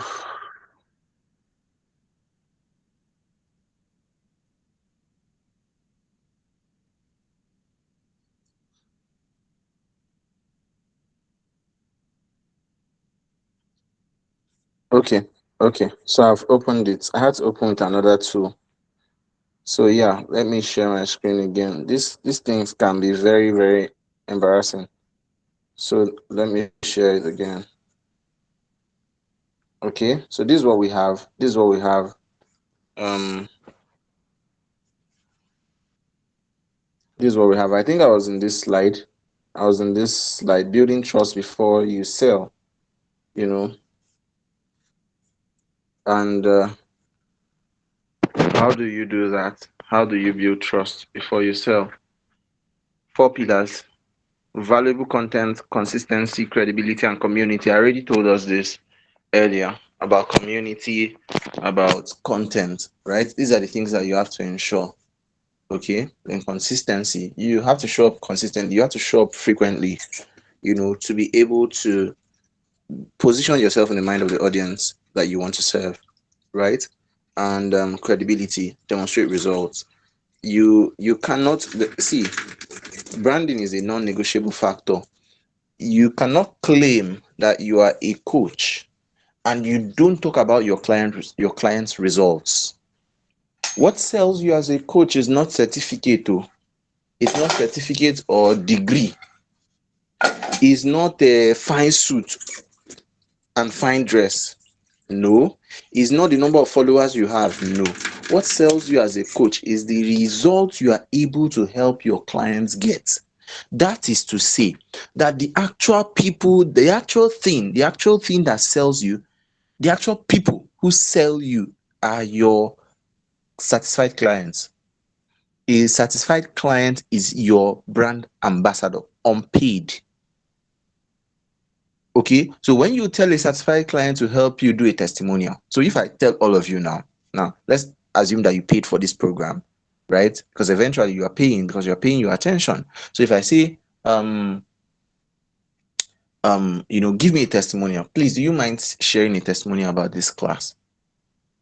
Out of 40, 50 people who join in tonight, let's say five are willing to give a good testimonial, right? To me, that's good. Like that's fun. That's amazing. It's something I'll greatly appreciate. That's what's going to sell me. That's what I'm going to use to sell whatever I'm selling. The mistake a lot of people make is that they put emphasis on the wrong things. You know, the actual thing is not you, it's the result that you can help your clients get. Credibility. Okay, others are important, don't get me wrong. When you do courses, you see me a lot on social media. When I finish a course, I'll come to the Facebook and I'll post that, oh, this is the certificate, da da da. So some people, when they want to share their wins, they share it in a very a very self-centered manner. I just completed this training with United States USAID. I just completed it with UNICEF. You know, I have dedicated my time to this, and passion is this and that and this and that about me. It's all about you. But then there's a way I share my stuff. I share it and I tie it back to my audience, especially the audience I want to serve. If you've noticed, so there's a difference between congratulations, congratulations, congratulations, congratulations, congratulations, and oh, this spoke to me. Oh, this is amazing. Well done on your journey. You inspire me greatly. They are different. So whenever you share a win and everybody's just typing congratulations, congratulations, I can assure you that majority of those people is not from their heart. It's just let's shall be going. There's a lot of congratulation happening here. Let's just add our own. But then when I'm sharing my win, I'm sharing and I'm tying it back to my audience. I'm using style to reach out to my audience, to reach out to the people I want to serve, and also to encourage others. Credibility. Do training, do sessions, do programs, do projects that are free. Get people to buy into it. Get people to experience you for free. Some people are too stingy with value. And that stinginess is coming from a place of scarcity. That you think, oh, if I teach all these things for free, what will people now pay for? Could see all these things you are teaching for free. If I teach all these things for free, what will people now pay for? Don't you think you should leave some, leave this one, leave that one? I'm like, no, you see what you are experiencing here, right? This is me. This is me on a natural day. This is me on my normal day. This is me every day, everywhere. There's nothing like, oh, teach leg of cockroach for free, then teach the cockroach itself on the paid. No. So there are other things at the level of information. Anybody can do anything, but then there are other things. There are deeper waters: execution, identity, association, one-on-one guidance, peer mentorship, accountability. These are the things that I actually sell. Information is cheap, is everywhere.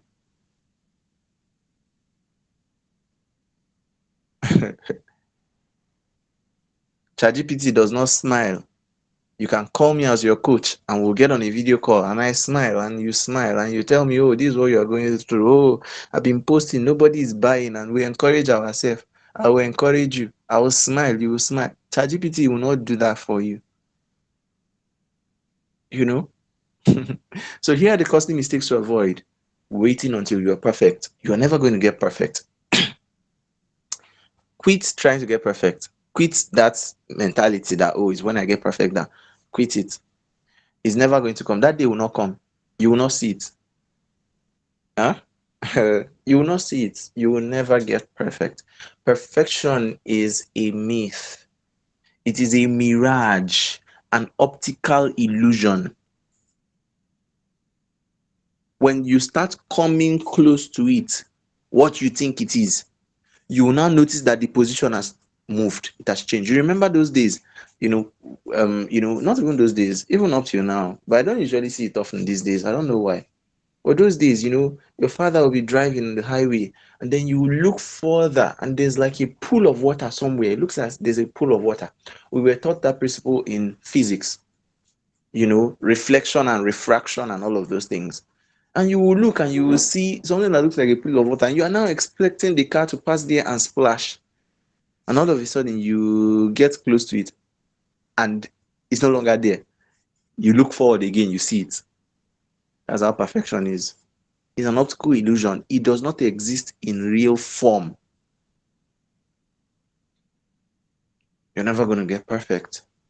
Where you are right now, there are people waiting for you.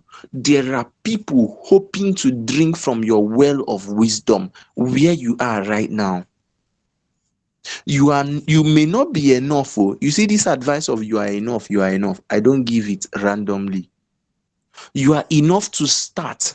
You are enough to continue your journey, but maybe you are not enough yet for the quality and the type of audience that you wish to serve. But that does not mean that you cannot start. There are people you are enough for. Start with them.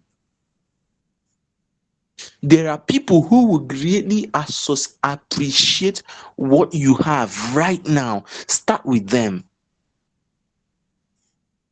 You will be shocked how much you can do with that. Impact, income, and influence wise, you will be shocked how much you can do with that. You have value to give. You've acquired a lot of value from your experiences, your stories, your pains, things you went through as a child, as a teenager. You can put all of these things together and teach it. You can create a program, launch a free training, do a training, target 200, 300, 500 people, let them join and learn. You do it multiple times, you gain that stability. Because sometimes all you just need is for somebody to tell you, wow, this really blessed this changed my life. And see, there's one thing you have to stop. Stop false humility. Acknowledge your prowess. People are coming to you all the time. Oh, you dress well. Teach me how to dress. Oh, you speak well. I love the way you speak. You know, I love the way you speak. Oh, you teach well, you talk well. You don't know that indirectly they are telling you, you will make a good public speaker, you will make a good corporate trainer, you will make a good personal coach, you will make a good podcaster, you will make a good author, writer, musician, comedian, whatever. People tell me I'm funny, and I know. I don't deny it. I know. If you follow me on Facebook, you will know too. Every day I'm looking for trouble. I'm looking for who will drag me and who will not drag me. I'm looking for trouble up and down. But in the midst of that, I know I'm funny. It's a gift. There's a way I see the world. We can be looking at the same situation, the same thing, the same event. I'm already seeing jokes. Like I'm seeing like 5 different jokes inside. 5 different ways to make people laugh inside. So people started telling me, this guy, you are funny. Boss, this guy, they would think he's insult. Me, I took it seriously. See, at the point when I was in school, I say physiotherapy no work, na comedy I go enter. Thank God I did not. I was not finally so disappointed. But who knows? Maybe even if I entered the comedy, maybe I would have been way big by now. Okay, so another costly mistake: trying to teach everyone. I am multi-talented. Very multi-talented. But you need strategy to know your own people. There are things you can have for everyone. There are things when it comes to general motivation, encouragement, you can have it for everyone. Those ones are every. But when it comes to what you want to devote your time to, it does not have to be one thing, but it does not have to be everyone. It doesn't have to be for everyone. Okay, so you have to be able to consciously select your tribes. So you can decide, even if you are very multi-talented like me, if you can do one, no problem. If one is working for you and getting you the money that you're looking for, no problem. Stick to it, push it, try it, stick to it for a couple weeks, 3 weeks, 6 weeks, 1 month. Try it. If it's not working, change plan. Okay, these days, trying to do something for so long, it's no longer recommended. The recommended ordeal: launch, test, give yourself 2 to 6 weeks window. If it's not trying, if it's not working, my dear, pivot. There's something you are doing wrong. Or maybe you're not doing it for the right audience. Pivot. I noticed at some points that majority of my sessions, I was attracting young people, and after the session, I'll now pitch something that they will pay for. They don't have the money. Oh, project. Some of them will even now start begging me money on top. I'm like, what kind of trouble is this? I had to pivot. I had to go and start learning sales. Why? Because there's a lingua. There's a marketplace lingua. There are things that when I start saying it now, once I start talking about, reverse psychology, ethical persuasion, about ethos, logos, pathos, if I start saying certain things, you will realize that automatically I will switch off a segment of my of the audience. I'll switch off. There are things I'll say now. Yeah, opportunity cost, alternative forgone, economists and salespeople and people in business and law and all, they will be like, yes, now our turn have come, our time have come. When I start talking about um um outreaches, um um prognostication, differential diagnosis, I'll switch off. In fact, the larger majority of this call will just switch off, and medical doctors and nurses and physios will jump out, and radiographers and all the medical and healthcare people, they will jump out, now this is our time to shine. So you have to intentionally learn the language of the audience you want to serve and speak that language to call them out. So the next one is selling information instead of outcomes. Don't sell information. Information is free. If you are going to sell information, sell information that it will be very hard for people to get. Very hard. They will have to sweat, even in the midst of the information overload. It is not online. It is not on ChatGPT. That's the kind of information you should sell. There are things I can tell you now. There are things I can tell you word of mouth. After telling you by word of mouth, you cannot find it. I know you cannot find it. I know. Because that thing, it is not anywhere else in the world. Why am I saying it? Because I have searched. Some of the things my inner circle, my mentees, they are enjoying. Some of you don't know how much you are enjoying. Because some things that I teach, they are not anywhere else in the world. And if I can say that, believe me, it's true. Why? I love open source intelligence. I love searching for things. In fact, sometimes I just wake up and I start searching for things that nobody sent me to search. I just want to know, this thing, does it exist anywhere? Can I find it in anywhere, open or hidden? I'll go and start searching. Now, there are procedures, and this is why we're all unique. I'm not so special. Don't think it's because procedure is special. You too. There are things that they are nowhere to be found. You learned it by experience. Person slap you, the wisdom enter your head. Like, you had a disagreement with somebody and you realize that if you do your nose like this, the person will start laughing. That thing is not anywhere. It's not anywhere on social media. It's not anywhere on the internet. I'm just giving you an example. You know what it is. There are things you have learned that they are not anywhere. Maybe you got it from as a divine revelation. Who knows? It's not anywhere. Those things can be packaged. Test it with one person. Did it work? Yes. Test it with another person. Did it work? Yes. Let me give you another example. I used to create before AI flyers got good. The flyer that you saw that made you join this session, the flyer that you saw, I created it by myself with ChatGPT. Very easy process.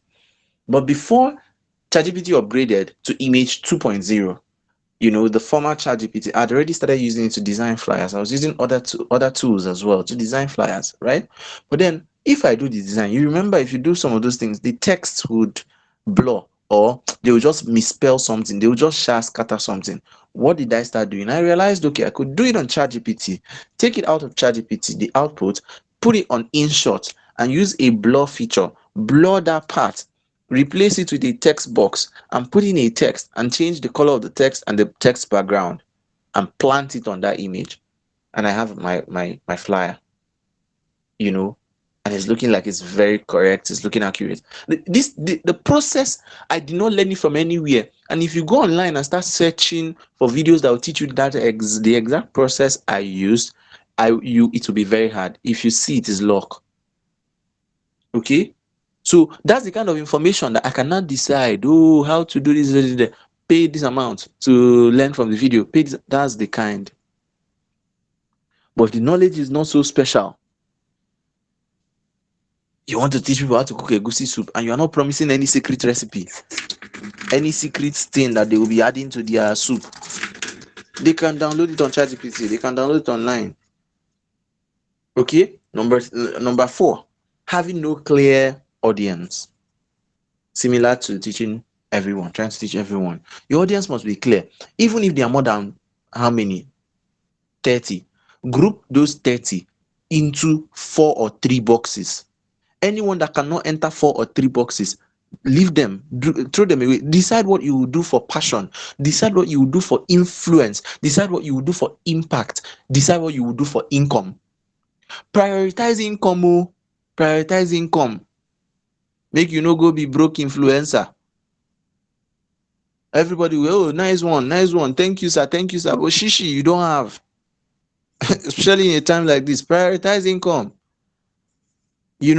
Then shift the rest. There are some that will be coming as a product of passion, as a product randomly. You just do it and then you post. If you go and watch my reels, you see I'm not a serious person.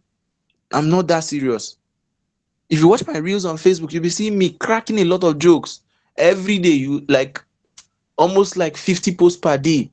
I react to posts and I put funny stuff and people will come and laugh. My own posts that I write and create, they are more value, like they are more of the value that I want to express, and I push it in the posts.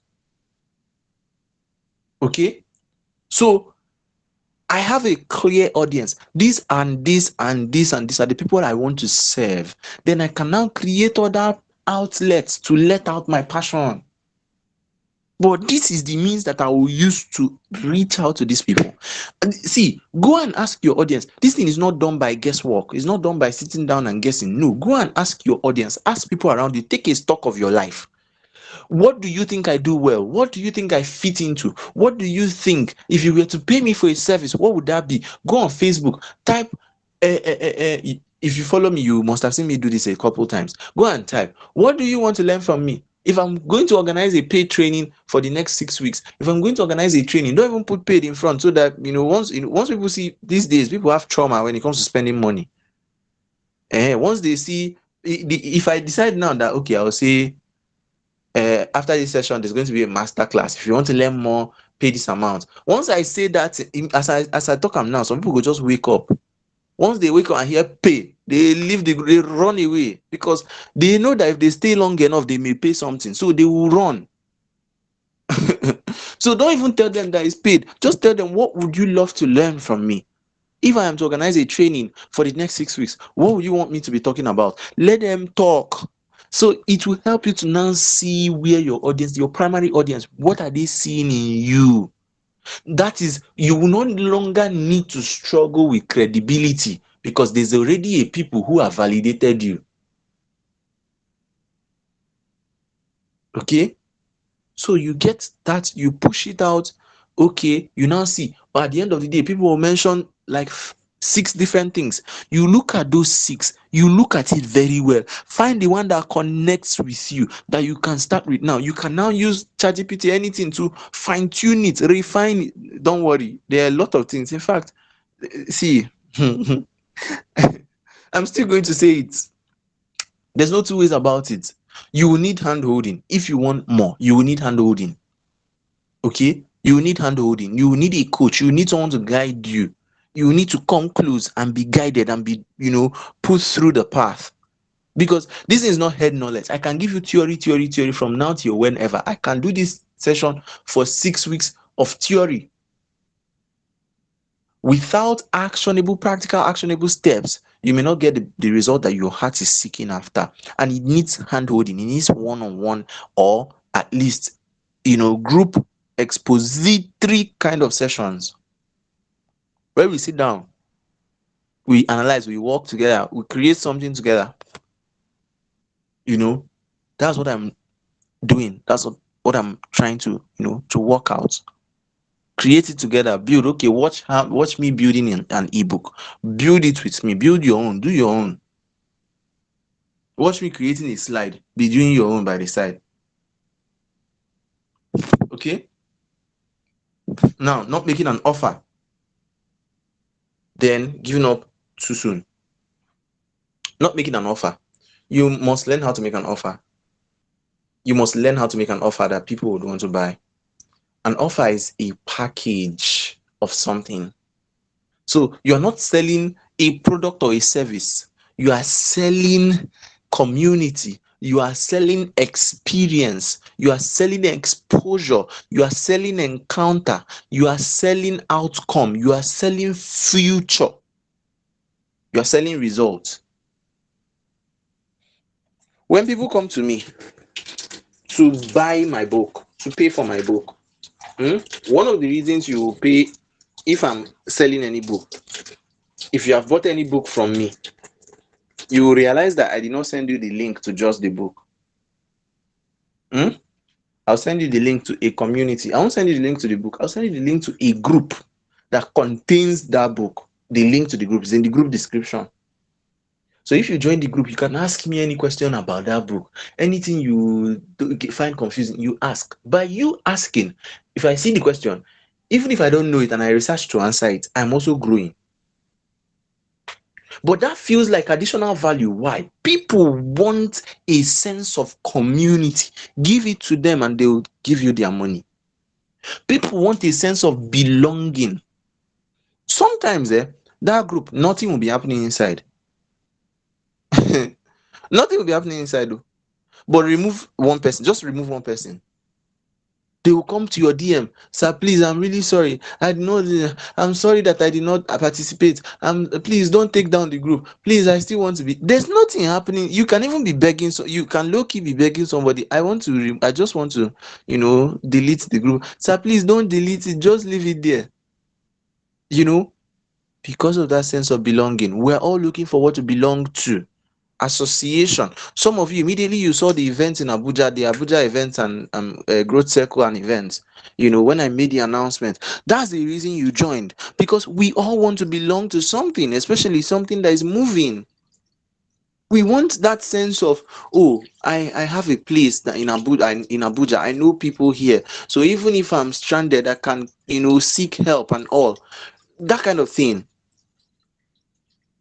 Okay, so if tomorrow I decide that community is going to be monetized, anybody that is joining will pay an amount of money. I can still make a lot of money like that if I want to, right? And then here's the action plan. Okay, identify one monetizable skill. This is for those who don't already. If you've not tried, you want to just try. You want to give it a try. This is what you can start with. If you have already started, this may not be for you. Maybe you're already doing. What you need is to scale. It's not to just identify one. You need to scale, right? But then if you're trying to start, you can do this within the next 7 days. Identify one monetizable skill. And let me even teach you something about collaboration. One thing I do for my mentees, anybody who is in my inner circle, I see them as collaborators as well. So it means you can go and organize your own program. Put my head on the flyer. I'll be there. Just come and tell me what you want to organize. Let's do it. Just like we have done today. This session now, I planned it. I think I planned it today. I think it was today that I started designing the flyer around 6 o'clock. That was when I started doing the flyer. It just came to my head. Oh, let's just talk. I wanted to go somewhere and it did not work out. I said, okay, let me just use today well. So that's that. So you can identify one monetizable skill, something that you have, a body of knowledge that you have that you can share and people can pay you for, right? And then teach one free session, create one simple offer, publish one educational post, invite people to buy. Don't publish one educational post, leave one education, publish as many as possible, right? Just keep putting it out, let people join. Now you can do something for free, right? Do it for free and then invite a lot of people. Get to invite people. Okay, you are doing this, you are hosting this program, please join, it's free. And then when you are done, you can pitch something that is paid. If nobody buys, no wahala, no problem at all. Refine your pitch, refine your offer, refine your selling skills. Find something that you find out what you probably did wrong. Is it your pricing that is wrong or your approach, your presentation? How can you get better? Refine it and try again. Failure is only a step forward.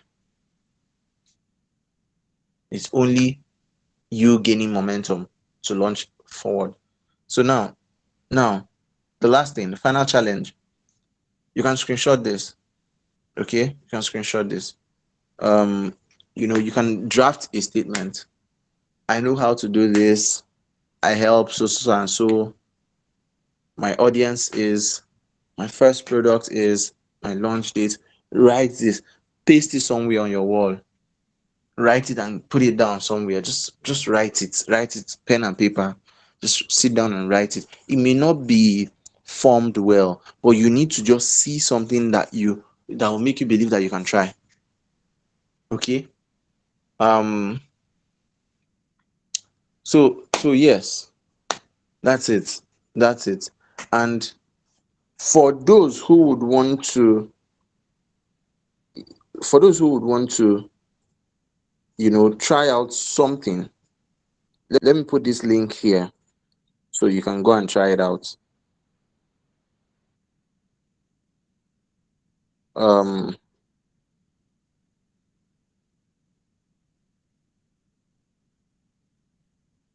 okay. Whew. What's the name again? Okay. Lovable. My clarity compass. What I want to give you now is a huge gift. Those who left, sorry to them. My clarity compass dot lovable dot app. Okay. So you can try if you're trying to figure out what you want to do, how you are going to structure it, you want to gain clarity, this is a good one to try out. Okay, you can click on it and try it out. There's an alternative. Let me see. Yes, I've seen it. Yes, there's an alternative. You can copy this message. Let me just put it there. The two links are there. Okay, copy this message and try it out. You know what me, and then I'm gonna put my WhatsApp number here. Okay, so so my WhatsApp number is down below. Okay, you click that link, it takes you to my WhatsApp. If you want to give feedback for this session, you want to ask any ask me for anything. I really don't take questions in my DM. I only take questions in sessions like this, or in my inner circle, in my groups, my communities. But then, if you would want to join any of my programs, you want to make inquiry about any of my programs that aligns with you, or you are seeking a deeper experience, or this thing has opened your eyes to something, has awakened you to something, and you think you can do it, you want to give it a shot, I'm here. Okay, you can send me a message and we'll get started. Now, I think, are you here, Sharon? I'm Yes, done sir. at this point. Okay, good. So we can open the floor again so that anybody who has questions, please, questions, and feedback. Okay, give feedback about the session. How was it for you? What stood out for you? And then if there's any question, you can put it out. Thank you. Thank you so much, Coach CJ. That was an amazing session. I'm sure we've learned a couple of things. So if there's anyone that has a question, this is the opportunity to ask. If you have any feedback, this is the opportunity to share. Please, let's just raise our hands if we have anything, whether it's a feedback, a contribution, or a question. This is the opportunity to share. Is there anybody? Questions, feedback, contributions. This is the time for that. If you have any questions, please just raise your hand. You want to give feedback, you want to make a contribution. This is the perfect opportunity for you to do that. Anybody? Anybody? Okay, I see a hand. Oluwafemi, I think this is you can open your mic. The floor is yours. All right. Good evening, everyone. Thank you very much, Coach CJ. Thank you very much. This was such an enlightening session. God bless you, sir. All right. So let me go straight to my question. Okay, I think my question is coming from, well, I'm a physiotherapist. So you were talking about earlier, I think before the second session or second after the break, you talked about where, people just suck you dry and we not really prioritize the knowledge we have. And then people just see you, physio, and you do me, physio, my leg is paining me. And like that, everybody just keeps seeing you and keep asking and keep asking and keep asking. And then you talked about, monetizing it in a way. Well, for example, I want to use my situation. Where I am, it's people that you are very familiar with, that they walk all the time, and they will just see you on the road, stop you, and say, I need hey, my back is paining me. This place is paining me. This one, all the time. And you keep talking and talking and talking. At this point, I'm tired. But they, those people that they saw you grow up, and and even when you go to other places, these people that they're used to you, kind of. I don't know. Is there any way I can approach? Maybe I don't know how to sell, or I don't know how to do it. When I'm talking about monetizing it, the idea was not coming to me at all. I was hoping maybe you can help me shed light on that area a little. Okay, now there's some people that you don't really have to monetize for. You don't really have to monetize for, but you need to set boundaries, right? Depending, depending. If these are like your your close relatives, your close friends, family, and all. Let me tell you, as a physiotherapist, let me tell you what I encounter. This same set of people, when they come, they will say, "Oh, my this thing is paining me. That this thing is paining me."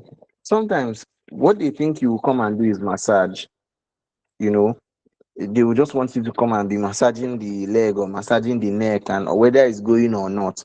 But I can assure you, if you treat them the way you would treat your patients, if you would call them and sit them down and start taking notes, clinical history, they will run away. They will just get let's talk about massage. Like, I thought it's massage that you people are doing. All these questions that you're asking me, I beg, I'm tired. I want to go and cook. That is the typical thing now. Any physio here you can relate. So they will not have that patience. So a lot of times it's even better that they don't see you. It's better they see another physiotherapist. Let them go to the clinic. Tell them that, that there are things that you would need, but you don't have it. There are things you would need to be able to examine properly. Oh, okay. Tell See, treat them professionally. They should go and do x-ray. They should go to the hospital. By the time they go and see what it looks like being in the hospital, at least, even if they don't pay you, they will honor you. They should at least go and experience it somewhere. Go and hustle for physiotherapy referral and go and see the physiotherapist. By the time they sit in that iron chair, those iron chair that used to be outside the reception, by the time they sit there for like 1 hour, when they come back home next time, they will speak with respect and honor. Now, coming to monetization, like I said, it's not everybody that you monetize for, right? For me, I mean, it's a personal principle. Family is family.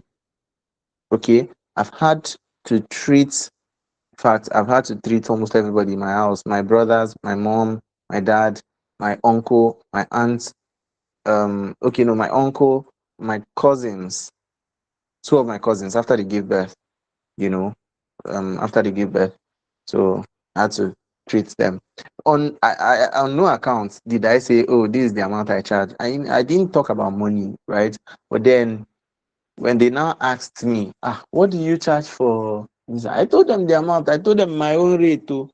But then, as per cousin, if anything where you feel find your boy, you do. Let me be going. That kind of thing. And because again, this is somewhere I will go and I'll eat free food. I can eat free food, sleep over, do whatever I want to do, come back home. So now, you see what I'm saying? It's not everything that you would monetize. Not everybody you will monetize. You need to use wisdom to know what to do, where, and when. But you have to now extend whatever you are doing to outsiders. You have to be sure that you are able to actually make money, because if you're not making money from outsiders, you'll be tempted to make money from insiders, and make most of the time it doesn't end well. And imagine telling your mom that before you consult for her, she has to pay a certain amount. It doesn't make sense. Okay, doesn't make sense.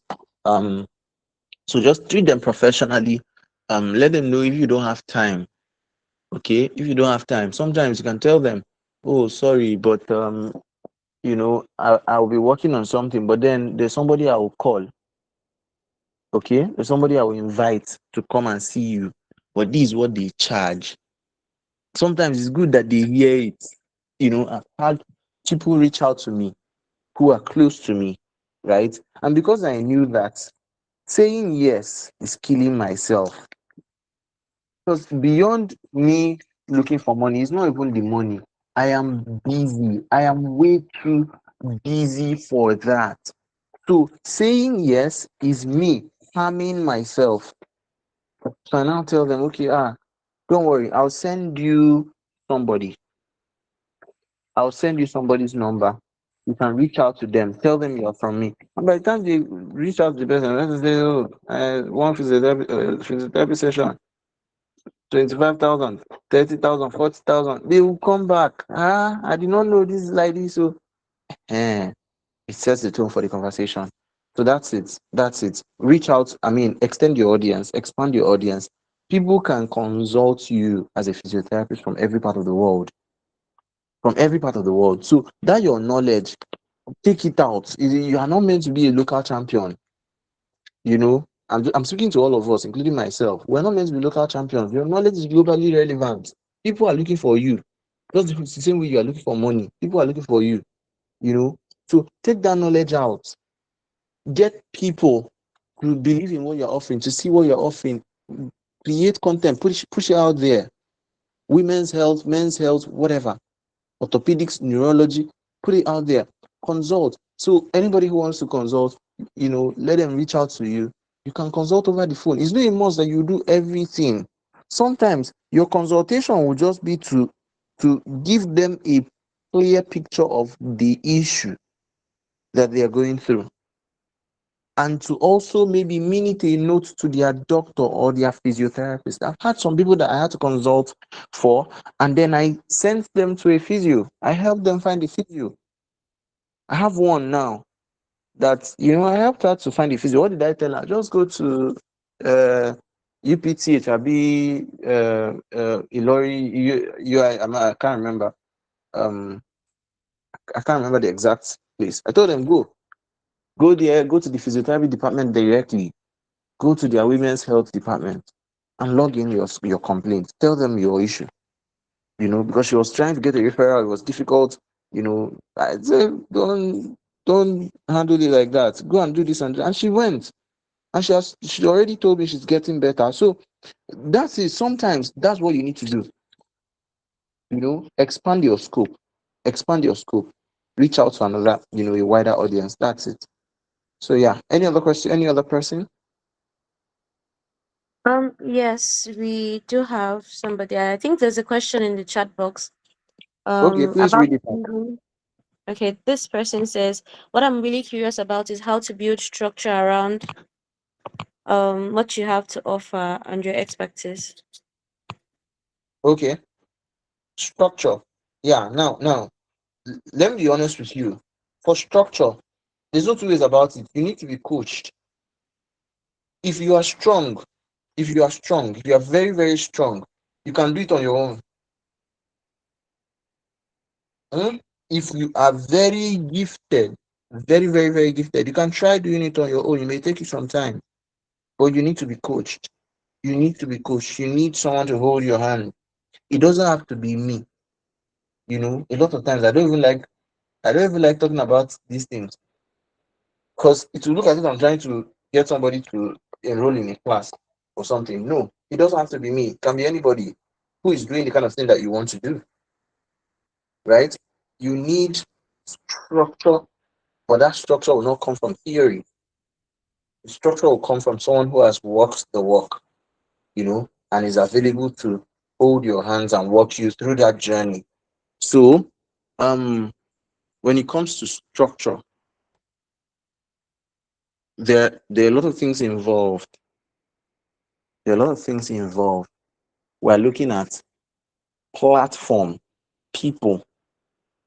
We're looking at messaging, the message, the content. Okay. Now, what platform do you want to use? What vehicle do you want to use to communicate or to transmit the value?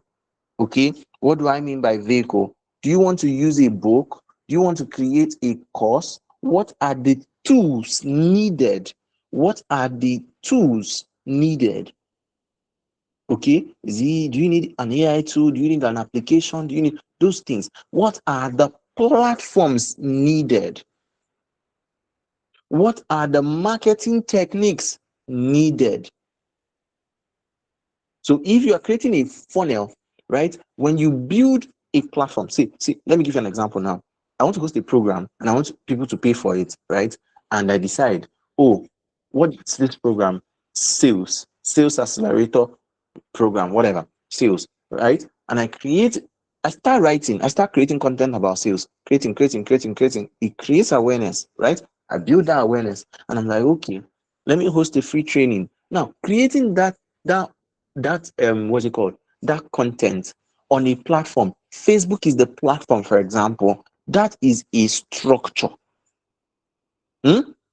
Now, I decide that okay, people may become interested in my training. I need to create a platform to have that training. On WhatsApp, I create a WhatsApp group. That is a structure.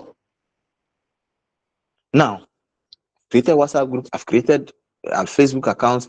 Now, on the other end, I'm like, people would need to pay for this. So I create a seller account, a seller link, a seller store, or a one-page website so that when people come in, they can see what they want to buy and they can click buy, they can click purchase, and it enters my account.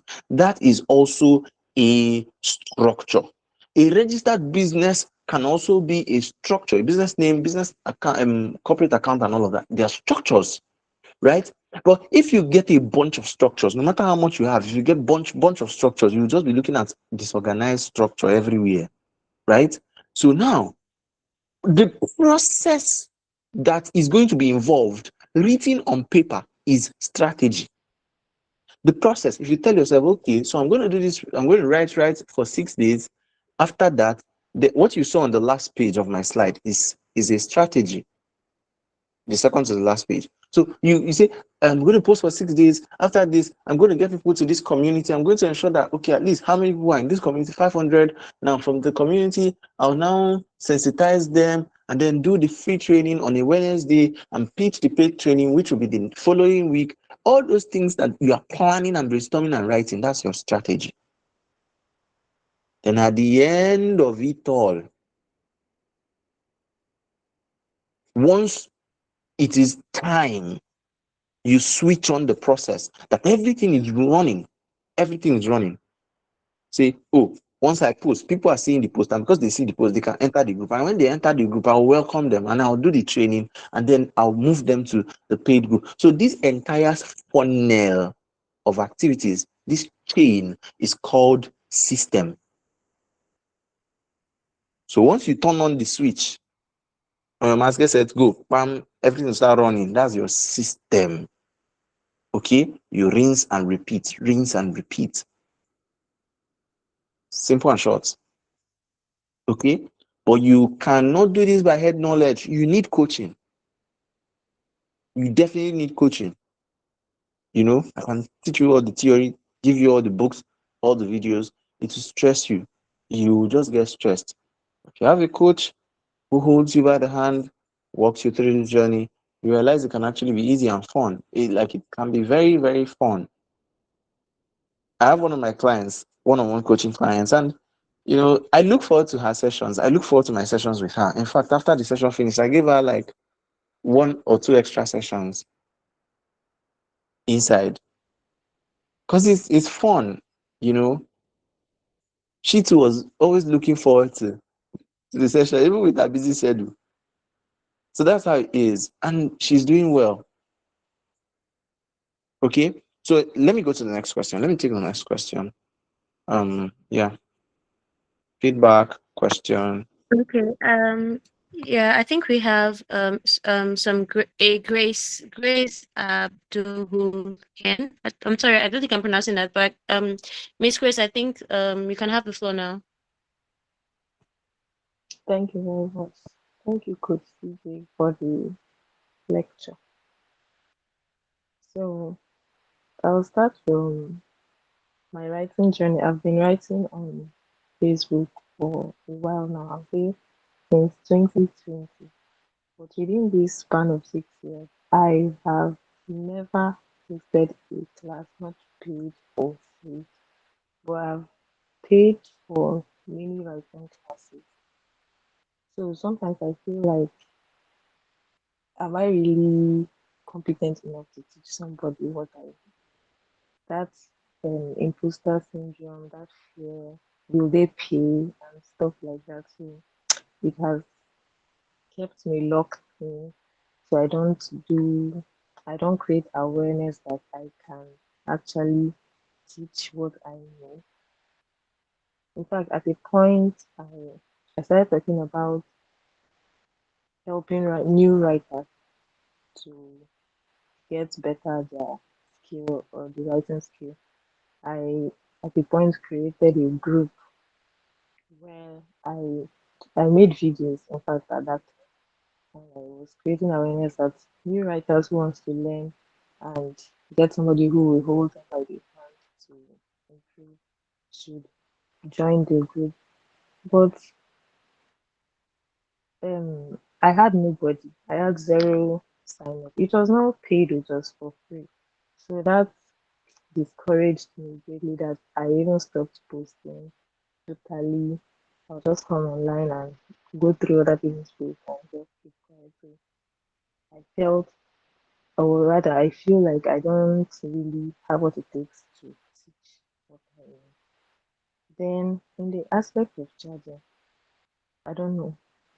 I don't know if it's part of the fear that brings that. Especially for people I know that come to me because I've had some people come to me to say, please teach me how to write. Can you I don't come know how closer to. to your device, Grace? I can't hear you very well. Or try to speak louder. I don't know why the sound Alright. is not coming out So well. in the area of charging for my knowledge, I don't know, especially for people who I know closely. I don't just know how to charge them. I feel like is charging this person now, right? Like how would the person feel that I'm trying to charge for something like this? Then sometimes I feel like, oh, did I choose a wrong niche? So all these things put together has just kept me in one place. Like that's just I don't know what to do. Okay, good, good. Number one is that you have been doing writing, but you don't know how to start charging. Like you hosted the program, it didn't go well, and you lost the courage and you stopped posting. That's number Yes. one issue that we need to deal with. Number two is imposter syndrome. You don't feel like you are there yet. And it's affecting you and all of that. And then number three is charging. You feel guilty charging. Okay. Which is also another version of imposter syndrome. It's a lot. And let me start with the last one. We have a very bad trauma relationship with money. We see money as scarce because all our lives, that's what we have known, right? It's happening to a lot of us. Okay. You have to intentionally break that relationship. It will make you realize that charging people for stuff is a beautiful thing. You are exchanging value for value. You are not cheating them. You're not stealing from them. As if you do you have a gun? As if you're a thief that you should be concerned about charging people, but you are sure of what you're going to deliver. That assurance is what actually makes you a good salesman. But then let's go to, you know, um the concept of charging. Okay. Um People charge you for stuff. When last did you go to the market and you wanted to buy something and you told the woman, hey, I don't have money, ma. Please just help me. This plantain, I need plantain to cook beans. Just help me. And then they helped you and they gave it to you. Nah, no. It doesn't happen like that. Money is a legal tender. You need money to exchange things for things, right? You need money to buy things. You need money to make life easier. So it's good on your own end. It's also good on their own end that they commit to that, right? Like I was saying, this is the same reason that scarcity mentality that we have, that limited mentality and view we have about money is why people always quarrel about money in relationships. That's why you see a lady who say, hey, if this guy does not give me 200K per month, he is not man enough. If she cannot bring 50-50 to the table, she cannot be a wife material. All of those things. Why? Because if you remove money, if you remove the concept of money, a lot of people's relationships will crash. Because that same scarcity, both sides is scarcity, scarcity, scarcity. But then, how about we started seeing it as I'm exchanging value. I'm giving this person an opportunity to participate in the value that I am offering, and that way something comes to me in return. That's legitimate business. You don't have to feel anyhow about it. Kill that guilt. If not, it will kill you.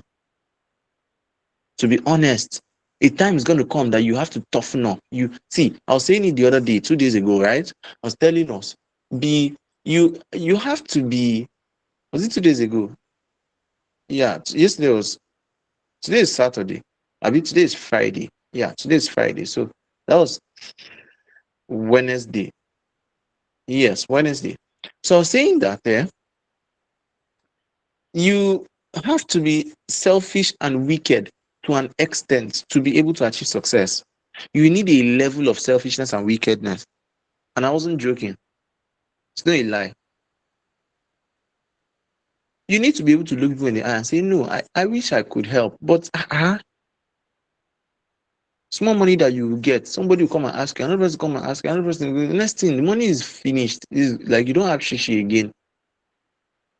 You need a level of wickedness, a level of selfishness to be able to stand and say, okay, I see myself, I give myself permission to see myself. It is not necessarily wickedness or selfishness, but let's call it like that. Okay, now you need that level of anger. Look at your account balance. Do you like what you are seeing?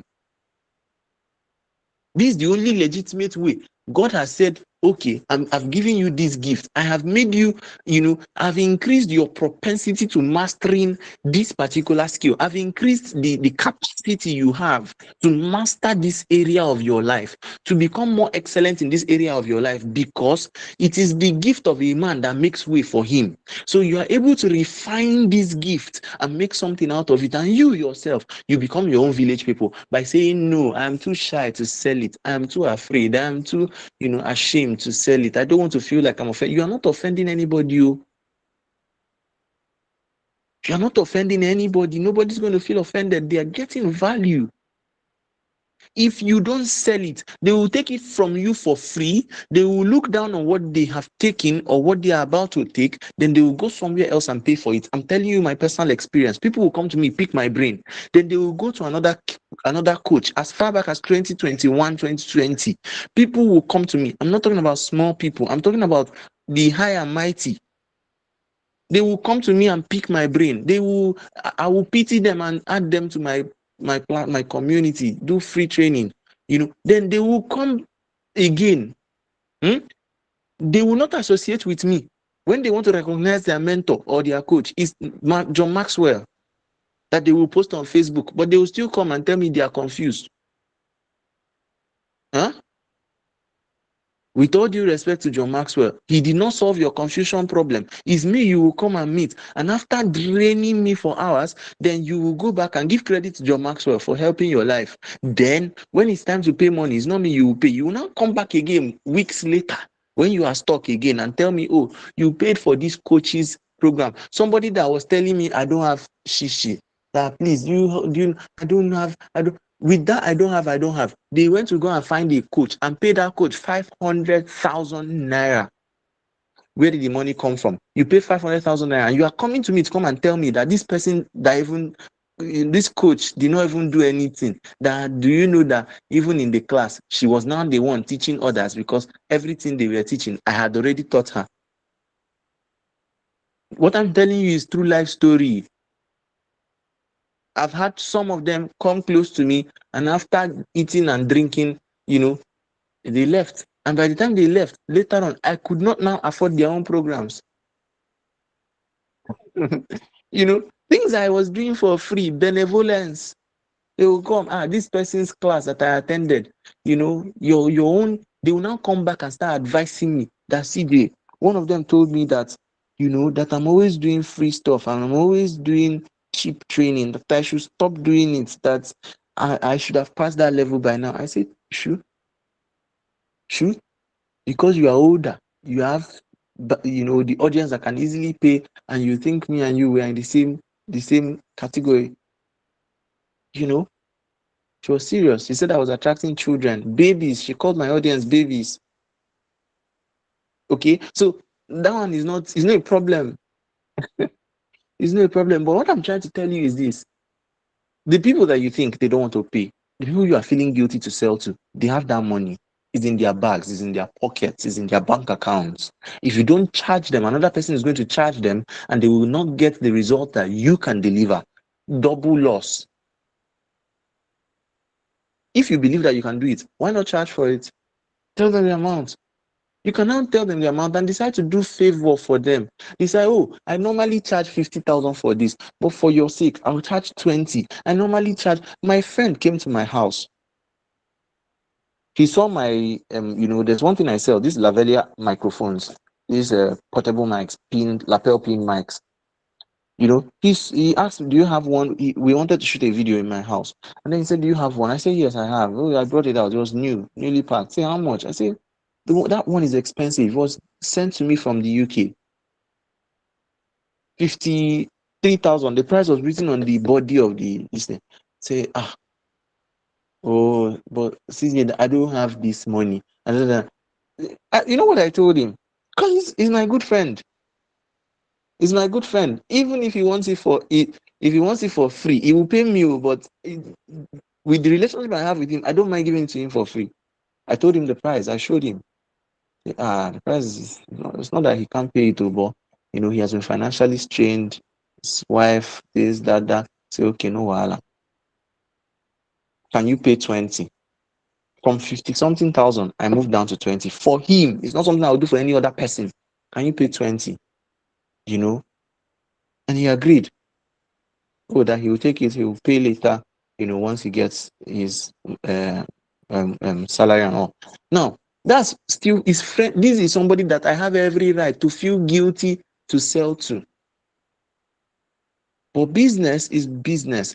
Anybody that makes you feel guilty for selling it cannot be your friend. Can't be close to you. Do they want you to steal, or do they want you to start dancing naked on TikTok? Come on, it can't be. Something has to. You definitely should sell. In fact, if you're not selling, you are committing a sin against humanity. If you're not selling, you're committing a big crime. You should be arrested. Think about it. Because you're not helping yourself. Leave the people that you are helping first. Yourself. Why? The moment you see what has happened, see how a beautiful vision just got truncated. Now, back to that first question. The first question, okay, you got tired because you were not seeing results. See, if I were to give up because I did not see results, this session that we are having today, it will not happen. To never have happened. All the sessions plus all my inner circle cohorts, everything I've been doing in my life, none of them would have happened if I gave up because I was not seeing results. Learn to dissociate yourself from the results that you are seeing. It is not your identity, your current situation, your current circumstances is not your identity. Differentiate yourself from that. Dissociate yourself from that.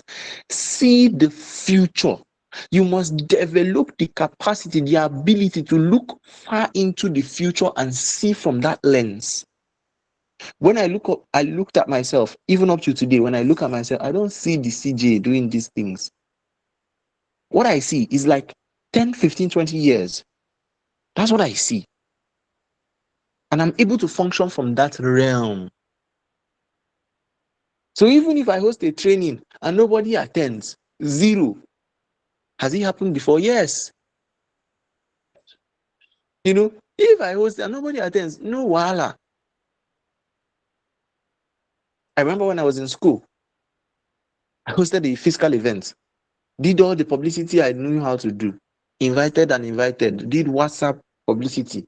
There were like 300 and something people who joined. I was happy that at least out of that 300, maybe like 50 who attend on that day. I went to the hall. Coffee. It was me and 7 people. In fact, the speaker, the other speaker that was meant to be there with me, did not even come. He would have added as one of the numbers. The other speaker did not show up. So it was me and 7 people in the hall.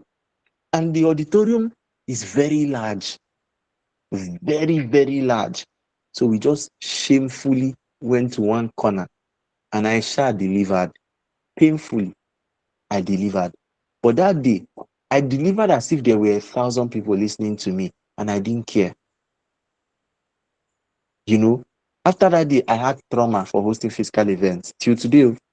But when it comes to, I say, if I cannot do it in physical events, because I hate logistics, I hate all this organizing, calling this, calling. I say, if I can't, I can do it online. I've done programs online that had thousands of people register, 1,800, 1,900, So even if at the end of the day, people did not pay, it's not enough reason to give up. It's not enough reason to give up. Host it again, refine it again, tweak it again, try again. Learn. There's something you have not learned. There's something that you are missing that you have not acquired yet. There's something you don't know. There's a limitation of knowledge. There's a knowledge gap. There's a clarity gap. You now sit back again and go and check and go and learn. Then you come back and launch. That's how it's done. Okay? Whatever is telling you that you are not enough is a liar. Try first, execute first. Execute first. Try it out first. In smaller ways, smaller volume, smaller communities. Try. If you do not have people participating, you are in the inner circle, I believe. Yes, Grace, you should be in the inner circle. If you are having issues with finding participants, put my head on your flyer. I told you, put my head on your flyer. We can host the event together. No wahala. Teach them how to write. It's not a big deal.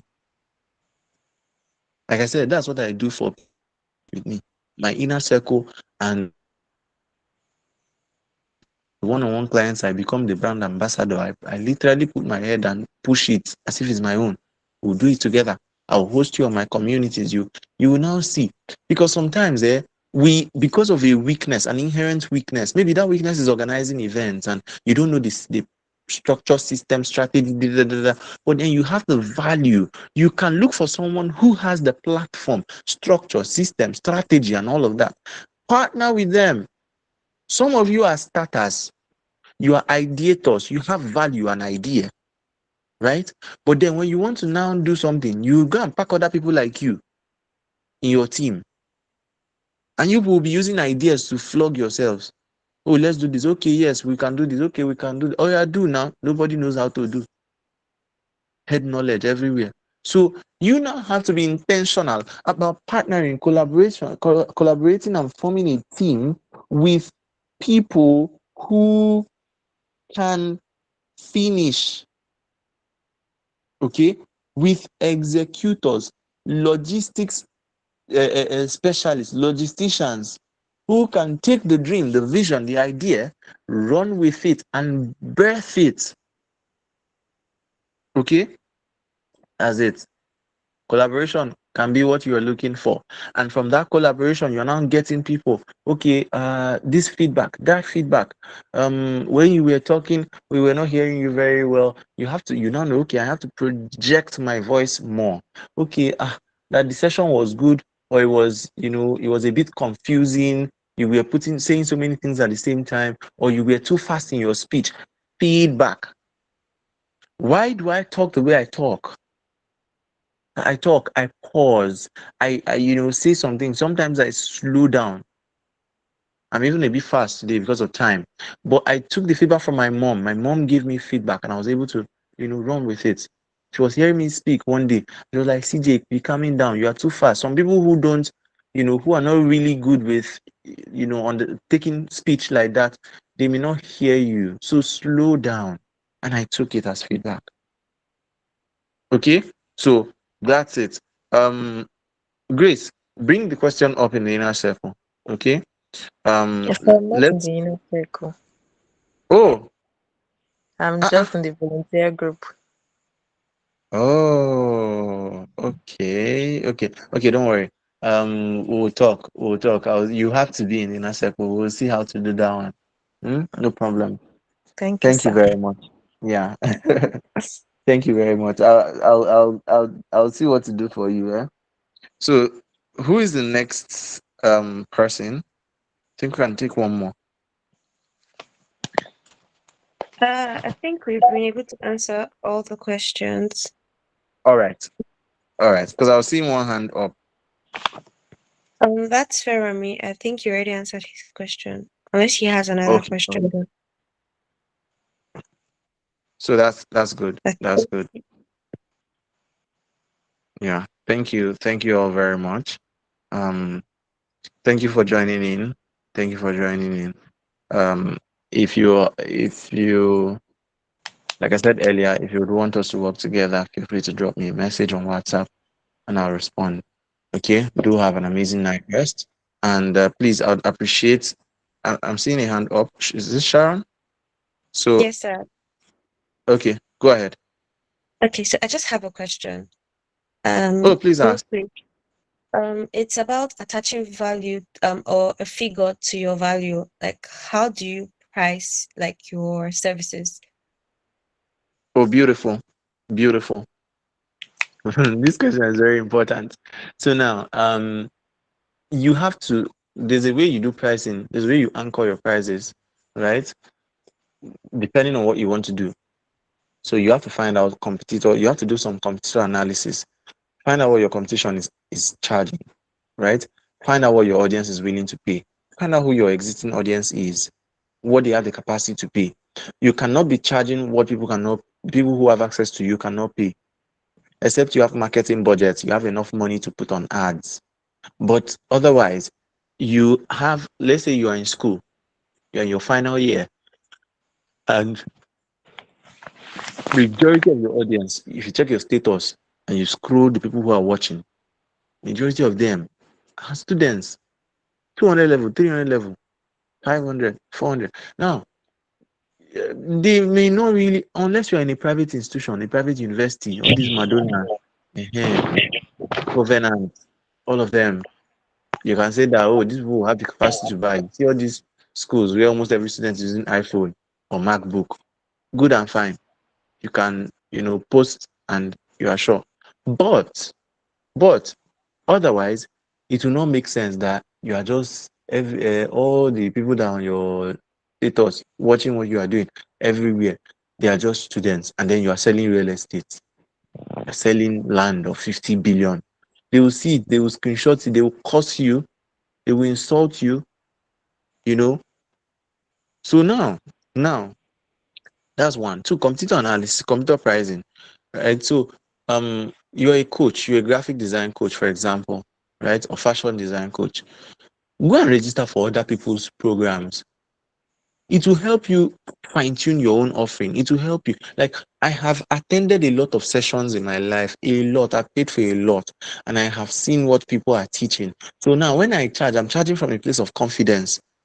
That me, I can tell you, oh, you don't want to, if you don't want to pay for this one, oh, yeah, go to this person. You will pay higher and you will come back again. Because that one you want to go to, I've done it. But you will see, you will come back, you will finally come back, you know. So you analyze your competitor, analyze those who are in the market, who have been in the market, what are they charging? Right? So that's why you will notice that egg, there's roughly a unified price of egg in most places, right? There are some people who are outliers who are selling crate of egg for 3, 5, 4,000. In most places now it's 5, 7 to 6,000. But you will not now come and open shop beside somebody that is selling for 3,500 and decide that you'll be selling your own for 6,000, nobody will buy from you. Your eggs will keep spoiling, right? So now you have to look out for that. And then again, on the virtue of the value that you're offering, the offer stack, there's a way to do dynamic pricing where your pricing is not fixed. Your pricing can be based on what the audience, what the person wants, depending on the kind of value you are delivering.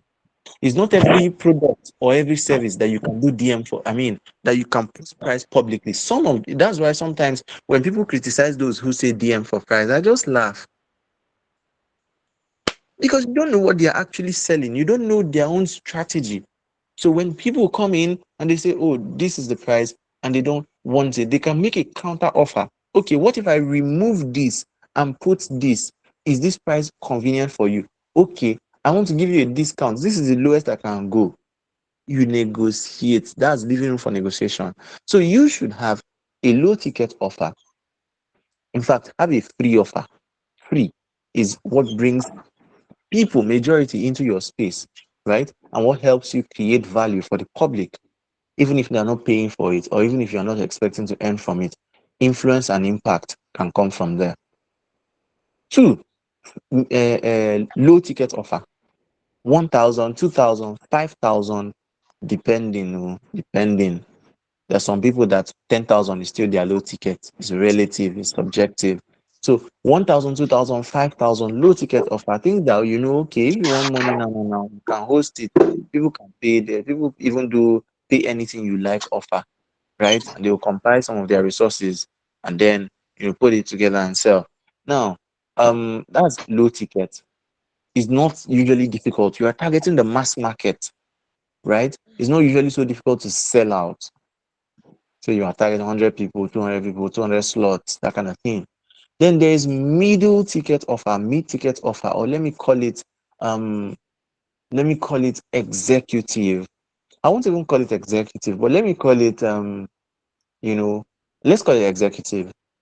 Okay. So you are gathering people who want a deeper experience of something and you're putting them together in a group or something, a coaching cell, or maybe one-on-one, one-off coaching, for example, one-on-one consultation. Okay. So the low ticket is a small ebook on how to prevent back pain for 2K, 3K, right? And then at the back end of that book, at the back page of the book, is to book your consultation. And that consultation, so everything can move like a ladder. That consultation is maybe like 20,000 or 15,000, right? Or you do a short ebook on how to, get ready for interview and this and that, and price it for 5,000, 4,000. And after that, you have a one-on-one session, or not even a one-on-one. You do CV writing, right? So this is a low ticket, and then this is your CV writing package from 10,000, 15,000, 25,000, 40,000. This is the package within that range. So now when people come to you and they want something and you tell them the price, if they cannot afford it, they should be able to move a step lower in your ladder. Or you cannot decide to give discount out of your own benevolence, but it's not that they are forcing you to. Okay. So now that's middle ticket offer or executive. The next level is premium, high ticket. Okay, premium. So there's personalized service. Personalized service. It's left for you to sit down and think about these things. You know, personalized service. So this is now, for 1 month, I'm going to be coming, physiotherapy for a month or 2 months and all of that. 6 sessions up front. This is what you're going to pay. This is how it's going to run. These are the things I'm going to be doing. Oh, coaching, one-on-one coaching session, 3 months, 800,000. This is what it's going to involve. These are the things I'm going to give you access to. All of those things in a package, you know. So by the time you are done, you will now have a ladder that when people come to you, in fact, you can even have an impossible ticket offer. You can have an offer that nobody has ever paid for.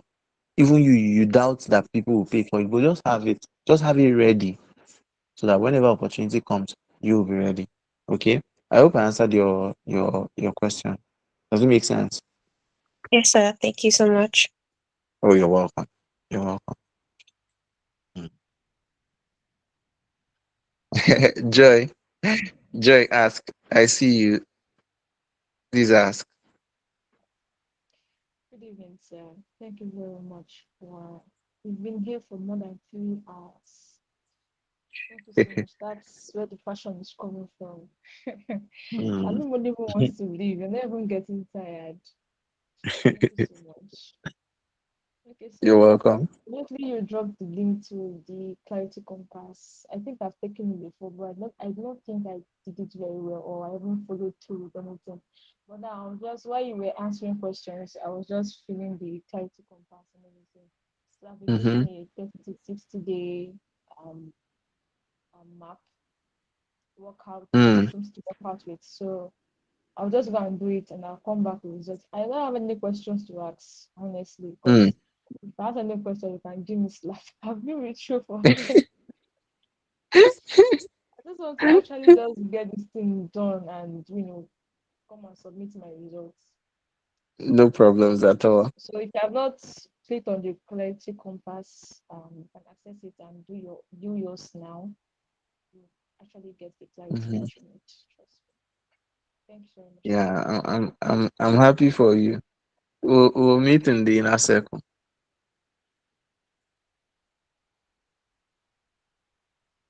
Okay. So thank you very much. Sharon, you can help us and close the gates. Thank you all for joining in. I mean, I'm grateful, and for all those who are still here. Wow, wow, for all those who are still here, I'm grateful. Thank you very much for joining in. Thank you for joining in. Um, I'm looking for how to reward you. These people who are here, I'm looking for thinking of how to reward you, but I don't know. Nothing is coming to my head for now. But I'm grateful. Just know that I'm very, very, very grateful. That you are committed to growth like this. So, and that means we have hope for this nation, this society, this world. There's a lot of hope for us. So yeah, all the best. Good night, everyone. Sharon, over to you. Okay. Thank you. Thank you, everyone. Thank you so much for staying. Thank you for Sorry, Joy, did you joining. want to say something? I noticed your mic was unmuted. Yes, I wanted to. I said that you don't know how to reward us, so I wanted to suggest. Yes, yes. Okay, suggest now. Okay, so I don't know if any other person has a manuscript like myself and you thought about how you used AI to edit and proofread even before you hand it over to a publisher. I don't know if that can work as a gift to Mm-hmm. yourself. Mm, Okay, so I should I've do shared the what? manuscript with you since earlier this year. Oh, Okay, like how to use AI to proofread and do a bit of work. Maybe you might okay, probably start okay. So I creating. should teach that. Yes. Okay, okay. For only the That's all of going us to that are be remaining here. that's going to be it's going to be a heavy duty task. It's going to be a heavy duty task, but see what I'm going to do, right? So I don't know. The thing is that I don't know how many people are interested in that particular training. Um, I don't know how many people are interested. But see what I'm going to do. Hmm? For those who are here, Joy, you will take care of this. You have put yourself in trouble. You will be the owner, the project manager now. So for those who are still here, I can give you a discount. So I'll do a training on digital product creation involving creating online courses, ebooks, all of those things, guides, worksheets, all of those things, right? I'll do a course on that. In fact, the course is already available. The videos are available. It's just this one that she requested that I'll need to add, right? And maybe do a few finishing touches. I'll do it. I'll give you a discount. You see, this training, this thing that you mentioned now is something I already marked that I'm not going to do for free. I will not do it for free, right? Because it would take a lot from me. this particular one, I can teach a lot of other things. I can give you videos for a lot of other things. But this particular one is not really easy. Brainstorming it is not easy. But once you have brainstormed, once you have done it, you don't need to worry again. You don't need to stress again. And so that's it. I would have said yes to this request. I'll do it for free. But it go stress me, it go to stress me. So yeah. So Joy, put your number in the comment section. Those who are interested can reach out to you. If we have up to like 6 people, 7 people, I'll do it. I'll consider it. Put out a flyer for it. But then those who are here who reach out to you, maybe I'll give it a 50% discount if that's fair enough. Maybe like a 10K program, and then you can pay 5K, and I'll do that. Okay. But yeah, it's totally up to you. So if you are able to, fine and good. Otherwise, it's me and you will find a way to sort ourselves out. So yes, please. Thank you very much. Close the meeting for us. Thank you very much. Sharon, please don't mind me and Joy. Please help us close the meeting. All right. Thank you so much, Coach CJ. Again, even for the gift we'll be expecting. I want to appreciate everyone for joining in and for staying till the end. I like us to, celebrate Coach CJ because he really tried for us. Like he really, really tried. He took up so much of his time and he was so patient to answer all the questions. Thank you so much. God bless you. Also, I like everyone. I think he dropped his number, his WhatsApp number. So, if we have feedback, I would like us to, enter his DM and put it there because it's an opportunity for him to also, grow and improve himself. So let's share our feedback, let's share our results when we have them, so that we can also you know, help his brand and, promote the work that he's doing. So thank you everyone. Also, you could also say a prayer for him, you know, just for God to increase him and his capacity and all that. Thank you so much, everyone. God bless everyone. And I hope that we'll not just hear all these things and not, put them into practice because 3 hours is a lot. All right. Have a lovely night. And I hope that next time we have another session, we'll be more than willing to join and participate. Good night, everyone. Good night, everyone.